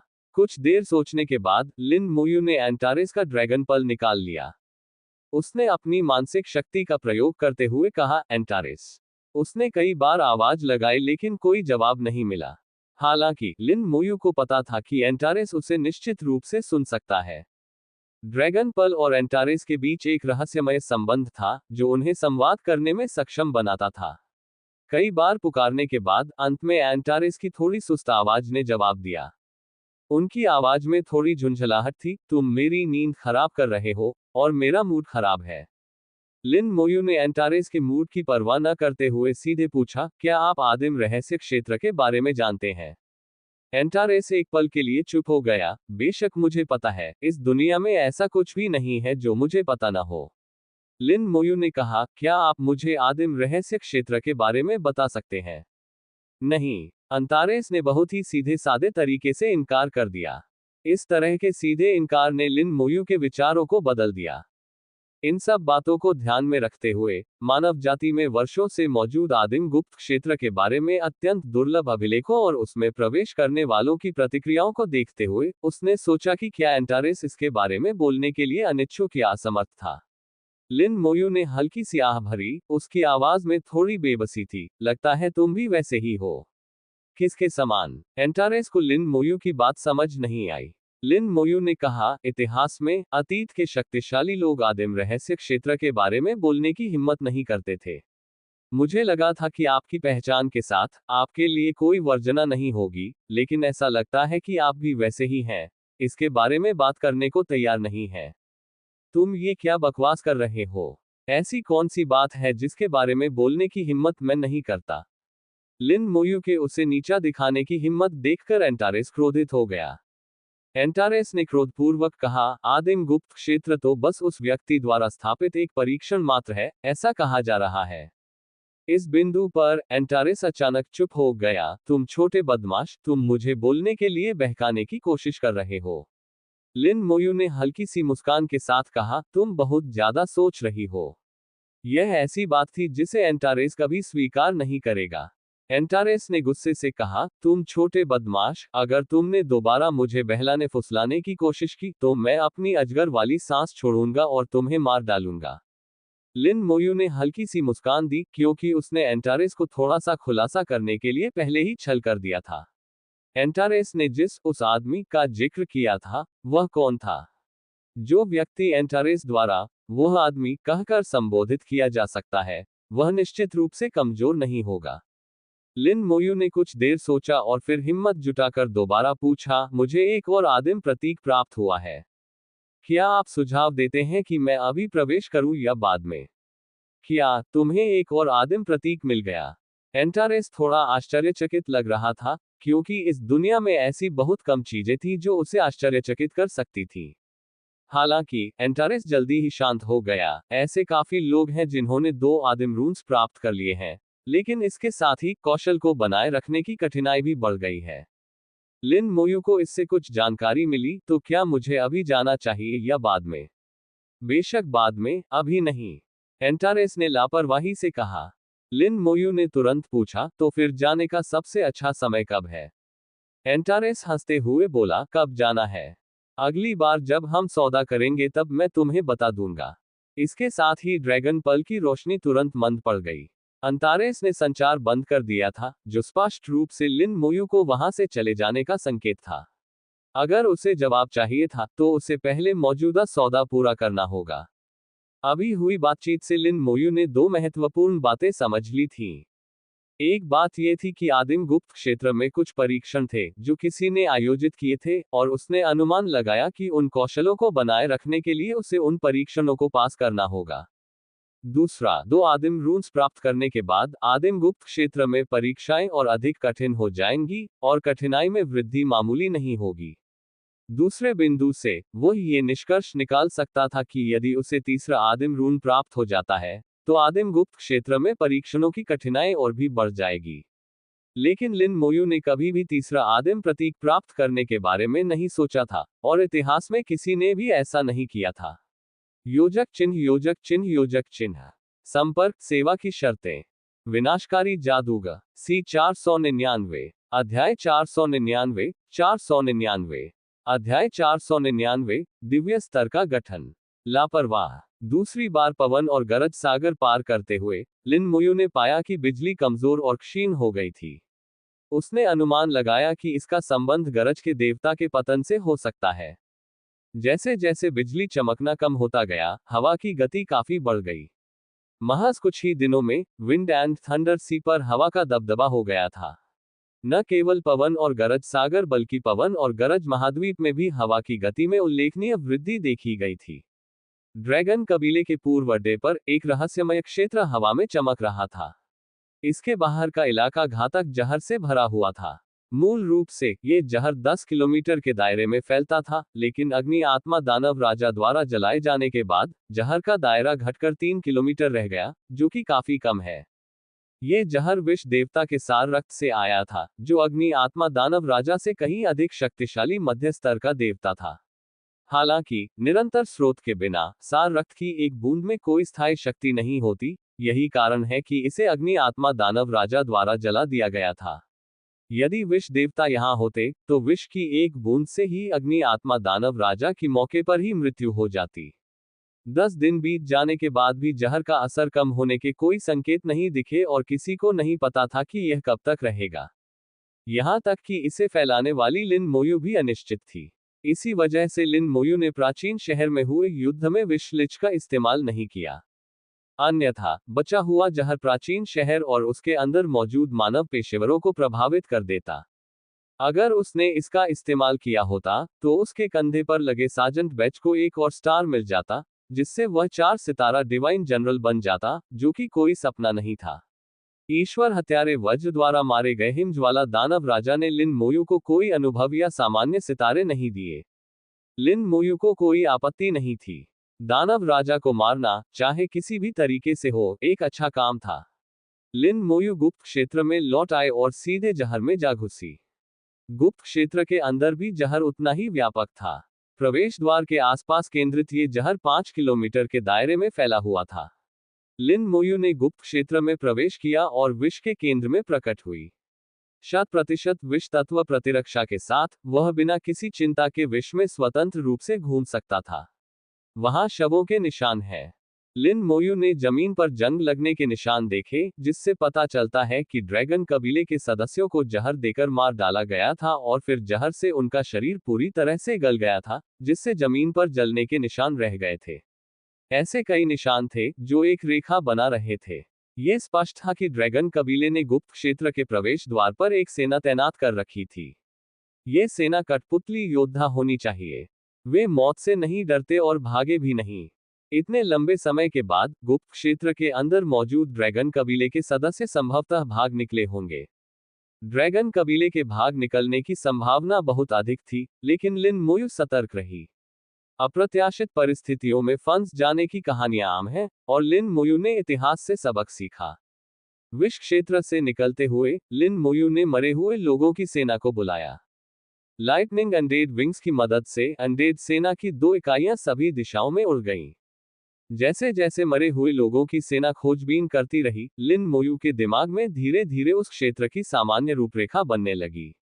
लिन मोयू आकाश में बहुत ऊपर उड़ गई और उसने रहस्यमय क्षेत्र पर नजर रखी। वह रहस्यमय क्षेत्र विशाल था, जिसमें सैकड़ों किलोमीटर तक फैली एक पूरी पर्वत श्रृंखला समाहित थी। यह अब तक का सबसे विशाल गुप्त क्षेत्र था जिसे लिन मोयू ने देखा था। इतने विशाल रहस्यमय क्षेत्र में वहां के मूल निवासी जीव होने चाहिए। क्या ड्रैगन कबीले ने सभी मूल निवासियों को मार डाला? जैसे जैसे वह और गहराई में जाता गया, लिन मोयू को पहाड़ों में ड्रैगन कबीले द्वारा छोड़े गए निशान दिखाई दिए। जंगल में किले जैसी दिखने वाली इमारतें वीरान पड़ी थीं। जंगल में विनाश के निशान दिखाई दे रहे थे, जो ये संकेत दे रहे थे कि यहाँ एक भीषण युद्ध हुआ था।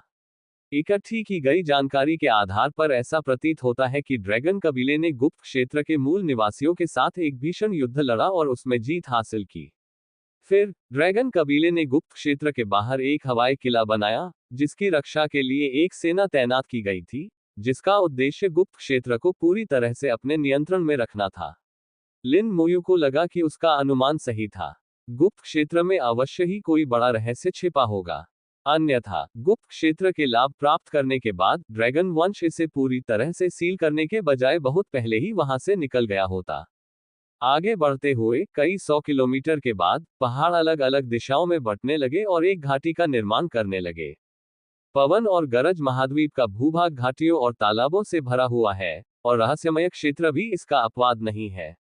ये घाटी बहुत विशाल थी, जिसकी गहराई कई किलोमीटर थी, जो बुरियल थंडर वैली से भी बड़ी थी।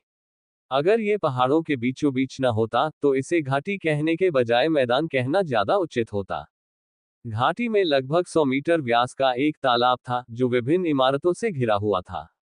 इस प्रकार के तालाब पवन और गरज महाद्वीप में आम थे। लिन मोयू को पूल में कुछ भी खास नजर नहीं आया। ड्रैगन कबीले ने तालाब के चारों ओर एक सैन्य अड्डा बना लिया था। लिन मोयू कुछ दूरी पर रुक गई और उसने पाया कि वह इलाका शांत और सुनसान था। पीछे छोड़े गए निशानों को देखकर लगता है कि ड्रैगन कबीला जल्दबाजी में वहां से निकल गया था। लिन मोयू ने इमारतों का ध्यानपूर्वक निरीक्षण किया और उनकी बाहरी बनावट से कुछ सुरागों को पहचाना। कुछ इमारतें कारखानों जैसी दिखती थीं। लिन मोयू को अब 100% यकीन हो गया था कि ड्रैगन कबीले की कठपुतली योद्धाओं का बड़े पैमाने पर उत्पादन करने की क्षमता का रहस्य यहीं छिपा होना चाहिए। हालांकि ड्रैगन कबीला वहां से जा चुका था, संभवतः वे जानकारी अपने साथ ले गए या उसे नष्ट कर दिया। मुझे आश्चर्य है कि क्या कुछ बचा भी है। कंकाल पहले ही आगे निकल चुके थे और हर कोने की तलाशी ले रहे थे। बड़ी संख्या में कंकाल चारों दिशाओं में उड़ने लगे। पूरी तलाशी के बाद भी उन्हें इमारतों या आसपास के इलाके में कुछ नहीं मिला। कई स्थानों पर आग लगने के निशान दिखाई दिए। कितना साफ! क्या वे सचमुच कुछ भी पीछे नहीं छोड़ गए? लिन मोयू धीरे धीरे नीचे उतरा, और जैसे ही उसने जमीन को छुआ, उसे जबरदस्त दबाव महसूस हुआ। अच्छा नहीं है। आकाश में एक विशाल आकृति को देखकर उसके चेहरे के भाव बदल गए। अगाध खाई अपनी बाधाओं के लिए जानी जाती है, और ड्रैगन कबीला अपनी संरचनाओं के लिए जाना जाता है। इस आकृति को विशेष तरीकों का उपयोग करके आकाश में छिपाया गया था, और लिन मोयू ने इसे नहीं देखा था। जैसे ही उसने जमीन पर पैर रखा, वह संरचना सक्रिय हो गई। ऊपर से जबरदस्त दबाव पड़ा, जिससे लिन मोयू को सांस लेने में कठिनाई होने लगी। एक जोरदार धमाके के साथ पूरा सैन्य अड्डा उड़ गया। एक भयानक शक्ति ने जोर पकड़ा और उस विशाल झटके से लिन मोयू दूर जा गिरी। कंकालनुमा कवच पल भर में चकनाचूर हो गया, और विस्फोट की ताकत ने लिन मोयू को बुरी तरह से प्रभावित किया।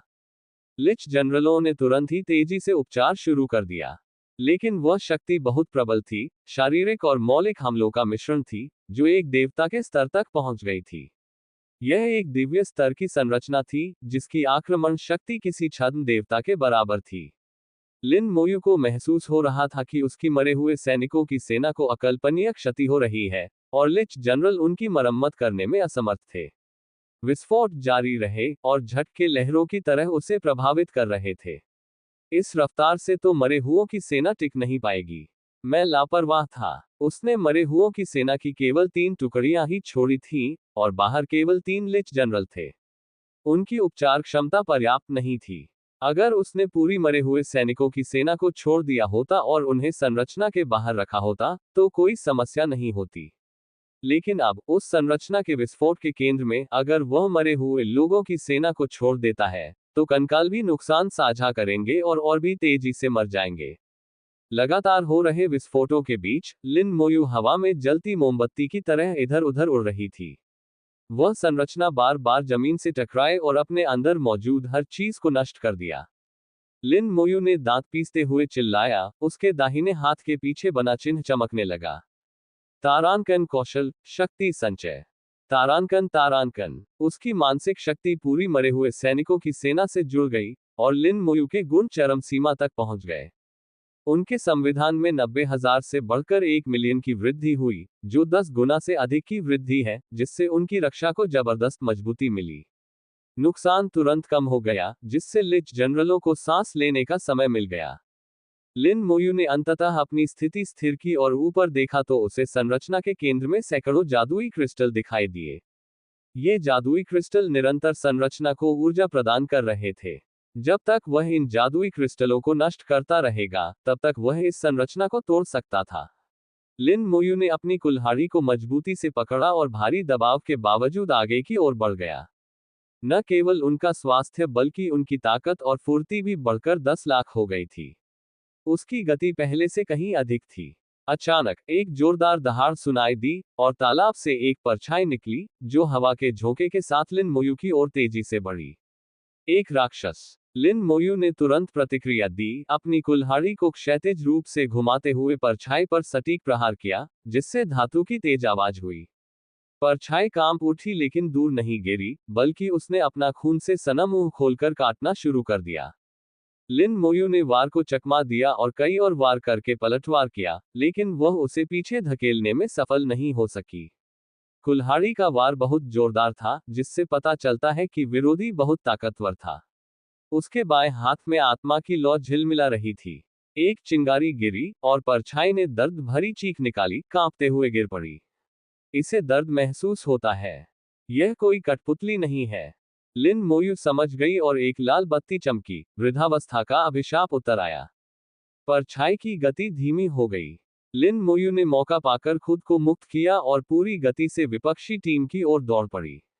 कुल्हाड़ी लाल रंग से चमक रही थी। तारांकन कौशल, बरसेर्क स्ट्राइक। तारांकन तारांकन। योजक चिन्ह योजक चिन्ह योजक चिन्ह। संपर्क सेवा की शर्तें। विनाशकारी जादूगर। C500। अध्याय 500। अध्याय 500। क्या ड्रैगन वंश का पूर्वज चीनी ड्रैगन है? स्केलेटन बरसेकर की कुशलता ने विस्फोट शक्ति को आश्चर्यजनक स्तर तक बढ़ा दिया है। लिन मोयू का पूर्ण विस्फोट, जो 700 शक्ति गुणों के बराबर है, पहले से ही लगभग देवत्व स्तर के करीब है। भले ही यह फॉर्मेशन के अचानक विस्फोट की शक्ति से मेल न खाए, लेकिन अंतर महत्वपूर्ण नहीं है। इसके अलावा लिन मोयू का इरादा उस संरचना का पूरी तरह से मुकाबला करने का नहीं था, वह केवल उसके भीतर मौजूद जादुई क्रिस्टल को नष्ट करना चाहता था। किसी एक बिंदु पर संरचना को तोड़कर पूरी संरचना को बाधित करना, एक छोटी सी ताकत का उपयोग करके एक बड़ी संरचना को तोड़ना। हालांकि इस संरचना की शक्ति अपार थी, लेकिन इसमें कुछ कमजोरियां भी थीं। विशेष रूप से उसके सामने की यह संरचना, जिसने आक्रमण शक्ति प्राप्त करने के लिए अपनी रक्षात्मक क्षमताओं को पूरी तरह से त्याग दिया था। ड्रैगन कबीले ने शायद सोचा होगा कि इस संरचना के निरंतर हमलों के आगे लिन मोयू को इसके करीब पहुंचने और इसे नष्ट करने का मौका नहीं मिलेगा। इसलिए उन्होंने संरचना की सभी रक्षात्मक क्षमताओं को आक्रमण शक्ति में परिवर्तित कर दिया। इससे उस सैन्य संरचना की आक्रमण शक्ति लगभग ईश्वरीय स्तर तक पहुंच गई। वे लगभग सफल हो ही गए थे, लेकिन थोड़ी सी कमी रह गई। लिन मोयू ने शक्ति संचय कौशल का उपयोग करते हुए मार्ग प्रशस्त किया, गठन के हमलों के लगातार दौर को सहन किया, और जादुई क्रिस्टल के सामने की ओर धावा बोला, और अपनी विशाल कुल्हाड़ी से जोरदार प्रहार किया। एक जोरदार धमाके के साथ संरचना के केंद्र में स्थित सबसे बड़ा जादुई क्रिस्टल चकनाचूर हो गया। यह संपूर्ण संरचना का केंद्रीय केंद्र था। इसके नष्ट होते ही संरचना की शक्ति में भारी गिरावट आए और वह तुरंत लगभग आधी हो गई। फिर मरे हुओं की सेना प्रकट हुई और उसने अन्य जादुई क्रिस्टलों पर हमला करना शुरू कर दिया। लिन मोयू ने अपना ध्यान अचानक प्रकट हुई छाया पर केंद्रित किया। ये 20 मीटर से अधिक लंबा था, शल्कों से ढका हुआ था, और देखने में सांप और अजगर दोनों जैसा लगता था। इसकी पीठ पर सैकड़ों छोटे छोटे पंख थे। ये बेहद विचित्र लग रहा था। आत्मा की ज्वाला से हमला होने के बाद यह जमीन पर गिर गया, लुढ़का और फिर से लिन मोयू की ओर उड़ गया। लिन मोयू ने यह पता लगाने के लिए एक जासूसी मंत्र का प्रयोग किया कि वह क्या है। तारांकन तारांकन, लोहे की परत वाला ड्रैगन। तारांकन तारांकन तारांकन तारांकन स्तर 88। तारांकन तारांकन तारांकन तारांकन शक्ति 1 मिलियन। तारांकन तारांकन तारांकन तारांकन फुर्ती 1200,000। तारांकन तारांकन तारांकन तारांकन आत्मा 600,000। तारांकन तारांकन तारांकन तारांकन संविधान 1,500,000। तारांकन तारांकन तारांकन तारांकन कौशल ड्रैगन ब्रीथ कंस्ट्रिक्शन। तारांकन तारांकन तारांकन तारांकन विशेषताएं शारीरिक क्षति में 50% की कमी। तारांकन तारांकन तो यह है आयरन स्केल ड्रैगन। लिन मोयू को आखिरकार समझ आ गया कि यह क्या था। कुल 4.3 मिलियन के एट्रीब्यूट और 88 के लेवल के साथ, बिना किसी विशेष क्षमता के भी, ये पहले से ही बहुत शक्तिशाली था। आयरन स्केल ड्रैगन ड्रैगन कबीले का एक सदस्य है, जो कबीले के भीतर एक बहुत ही विशेष अस्तित्व रखता है। ड्रैगन कबीले में आयरन स्केल स्नेक नामक एक प्राणी है, जिसे ड्रैगन कबीले द्वारा पालतू बनाया गया है। कई वर्षों की साधना और प्रशिक्षण के बाद यह अंततः ड्रैगन कबीले के लिए एक युद्धक हथियार बन जाता है। आयरन स्केल स्नेक के आधारभूत गुण निचले स्तरों पर उच्च नहीं होते हैं, लेकिन जैसे जैसे इसका स्तर बढ़ता है और ड्रैगन कबीले द्वारा इसे विशेष प्रोत्साहन और पोषण दिया जाता है, इसके गुण तेजी से विकसित होते हैं। ये ड्रैगन कबीले में उसी स्तर के पैतृक रक्तवंश के योद्धाओं के लगभग बराबर हो सकता है। इसके अलावा, ये बहुत आज्ञाकारी है, जो इसे एक उत्कृष्ट युद्धक हथियार बनाता है। हालांकि 88 स्तर का आयरन स्केल ड्रैगन ड्रैगन वंश के भीतर भी बहुत दुर्लभ है। अप्रत्याशित रूप से, ड्रैगन कबीले ने इसे विशेष रूप से लिन मोयू को मारने के लिए यहां रखा था। चूंकि आयरन स्केल ड्रैगन यहां मौजूद था, इसलिए ड्रैगन कबीले के योद्धा भी अवश्य ही होंगे। ड्रैगन कबीले के वंशानुगत योद्धा और आयरन स्केल ड्रैगन के बीच सहयोग होने पर ही वे अपनी अधिकतम युद्ध शक्ति का प्रदर्शन कर सकते हैं। आयरन स्केल ड्रैगन ने एक अप्रिय दहाड़ मारी और लिन मोयू से फिर से टकरा गया। शक्ति संचय की अवस्था में, यद्यपि लिन मोयू के गुण आयरन स्केल ड्रैगन से अभी भी कमतर थे, लेकिन उनके युद्ध कौशल ने इस मामूली अंतर की भरपाई कर दी। शाप के प्रभाव से आयरन स्केल ड्रैगन की गति सामान्य से काफी धीमी हो गई थी। लिन मोयू के सशक्त और परिपूर्ण युद्ध कौशल के साथ मिलकर संतुलन बदल गया और लिन मोयू ने पूरी तरह से बढ़त हासिल कर ली। क्षति और भी बढ़ गई और लिन मोयू के हमलों के आगे आयरन स्केल ड्रैगन की रक्षा प्रणाली टूट गई। उसके शल्क टूटकर बिखर गए और मांस के टुकड़े उड़ गए। जैसे ही उसका मांस तालाब में गिरा, पानी तेजी से उबलने लगा। फिर छोटे छोटे लोहे के शल्क वाले ड्रैगन तालाब से बाहर उड़ गए। लिन मोयू की आंखें एकदम सिकुड़ गईं, तो रहस्य इसी तालाब में छिपा है। क्योंकि पवन और गर्जन महाद्वीप में बहुत सारे तालाब थे, इसलिए लिन मोयू ने शुरू में उन पर ज्यादा ध्यान नहीं दिया था। अप्रत्याशित रूप से, गुप्त लोक का रहस्य ठीक उसकी नाक के नीचे ही था। अमर सैनिकों की भीषण सेना के हमले के आगे अंततः वह सैन्य संरचना पूरी तरह से ध्वस्त हो गई। एक जोरदार धमाके के साथ वह संरचना टुकड़ों में बिखर गई। मरे हुओं की सेना ने तेजी से हमला किया और तालाब से निकले छोटे लोहे के तराजू वाले ड्रैगनों के साथ युद्ध में उलझ गई। ये छोटे लोहे के शल्क वाले ड्रैगन मजबूत नहीं थे और मरे हुए लोगों की सेना का मुकाबला नहीं कर सके, इसलिए वे जल्दी ही मारे गए। इसी क्षण दूर से एक स्थानिक उतार चढ़ाव प्रकट हुआ और गुप्त क्षेत्र में एक अंतरिक्ष समय मार्ग खुल गया, जिससे ड्रैगन कबीले के 2 सदस्य बाहर उड़ गए। लिन मोयू ने उनमें से एक को पहचान लिया। वह ड्रैगन कबीले का कमांडर था, जो पहले अपमानित होकर भाग गया था। इसमें ड्रैगन कबीले के उच्चतम स्तर से संबंधित पैतृक रक्तरेखा मौजूद थी। इसका दर्जा किसी ड्रैगन राजा के समान था, लेकिन अपने स्तर के हिसाब से यह 88 स्तर के आयरन स्केल ड्रैगन को नियंत्रित नहीं कर सकता था। इसलिए दूसरा व्यक्ति ही सच्चा गुरु होना चाहिए। आखिरकार यहां पहुंच ही गई। लिन मोयू मुस्कुराए। उनके प्रकट होने के बाद आयरन स्केल ड्रैगन ने लिन मोयू से उलझना बंद कर दिया और ड्रैगन कबीले के 2 सदस्यों की ओर उड़ गया। लिन मोयू ने उनका पीछा नहीं किया, बल्कि उन्हें देखती रही।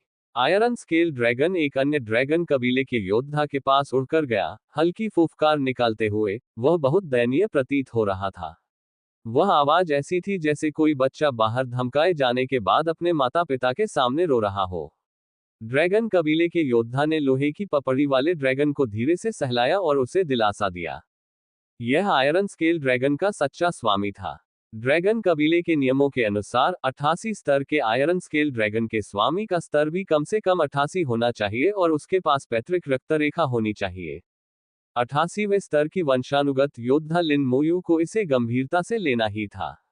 क्या तुम लिन मोयू हो? उसने धीमी आवाज में पूछा। लिन मोयू ने हंसते हुए कहा, तुम्हें तो जवाब पहले से ही पता है। और तुम कौन हो? 88 स्तरीय पैतृक रक्तवंश योद्धा तातार। उसने गर्व से अपना सिर उठाया। एक वंशानुगत योद्धा के रूप में, जो 88वें स्तर पर था, वह ड्रैगन किंग बनने की कगार पर था, और एक वंशानुगत ड्रैगन किंग होने के नाते तातार के पास गर्व करने का हर कारण था।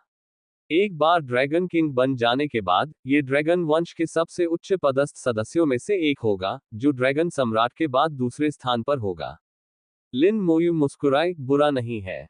और तुम तो हार गए। वंशानुगत रक्त से युक्त ड्रैगन कबीले के दूसरे सदस्य ने क्रोध प्रकट किया और धीमी सी गुर्राहट निकाली। पराजित शब्द का प्रयोग बहुत कठोर था।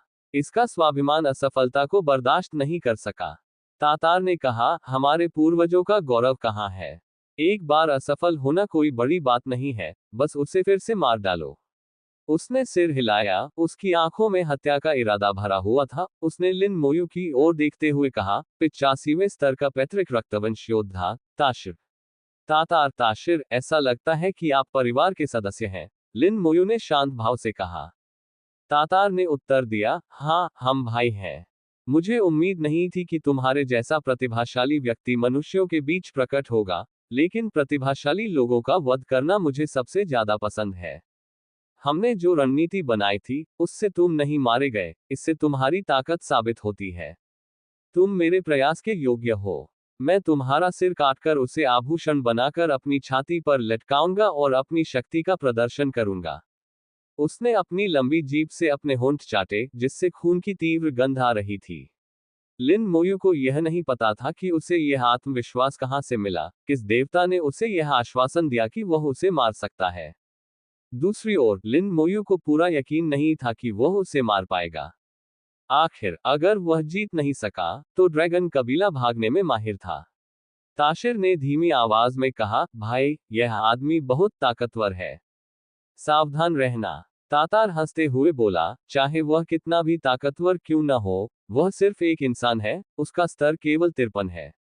इन शब्दों से ताशिर को शर्मिंदगी महसूस हुई, क्योंकि वह इस 53वें स्तर के इंसान से हार गया था। तातार एक विशाल दोधारी तलवार चला रहा था। एक शूरवीर के रूप में, ये तलवार और ढाल के मानक संयोजन का उपयोग नहीं करता था, बल्कि दोधारी विशाल तलवार का उपयोग करता था। ऐसे योद्धाओं की रक्षा क्षमता कमजोर होती थी, लेकिन उनकी युद्ध शक्ति काफी अधिक होती थी। आयरन स्केल ड्रैगन अपने पैरों पर खड़ा हो गया, जिससे टॉटर को उसके सिर पर खड़े होने का मौका मिल गया। उनकी आभाएं आपस में विलीन हो गईं और तेजी से बढ़ने लगी। ड्रैगन वंश की पैतृक रक्तरेखा और आयरन स्केल ड्रैगन का संयोजन उनकी सबसे शक्तिशाली युद्ध क्षमता थी। तातार ने दोधारी तलवार को ऊपर उठाते हुए कहा, तुम्हारे प्रति सम्मान के कारण, मैं तुम्हें मारने के लिए अपनी पूरी शक्ति का प्रयोग करूंगा। एक दहाड़ के साथ, उसने चिल्लाकर कहा, पूर्वजों का रूपांतरण। ताशीर के पिछले पैतृक वंश के विस्फोट के विपरीत, तातार का अपने वंश पर स्पष्ट रूप से अधिक मजबूत नियंत्रण था। आकाश में एक विशालकाय दिव्य ड्रैगन आकृति प्रकट हुई। लिन मोयू दंग रह गई। यह अजगर वंश का नहीं, बल्कि चीनी पौराणिक कथाओं का दिव्य अजगर था। क्या यह एक मजाक है? लिन मोयू के अचंभित चेहरे को देखकर तातार को लगा कि वह चौंक गया है, और वह हंसे बिना नहीं रह सका। हैरान हो गए ना? ये हमारे ड्रैगन वंश के पूर्वज हैं। एक दिन मैं पूरी तरह से एक दिव्य ड्रैगन में रूपांतरित हो जाऊंगा। एक जोरदार दहाड़ के साथ, वह लिन मोयू की ओर दौड़ा। आकाश में विराजमान दिव्य ड्रैगन प्रेत उसमें समाहित हो गया, जिससे उसकी शक्ति और भी बढ़ गई। वह शक्तिशाली और भयानक दिव्य ड्रैगन प्रेत से घिरा हुआ था।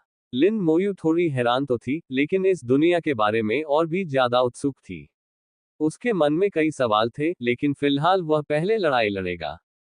शक्ति संचय कौशल समाप्त होने ही वाला था, इसलिए उसने अपनी कुल्हाड़ी को पूरी ताकत से घुमाया। योजक चिन्ह, योजक चिन्ह, योजक चिन्ह। संपर्क सेवा की शर्तें।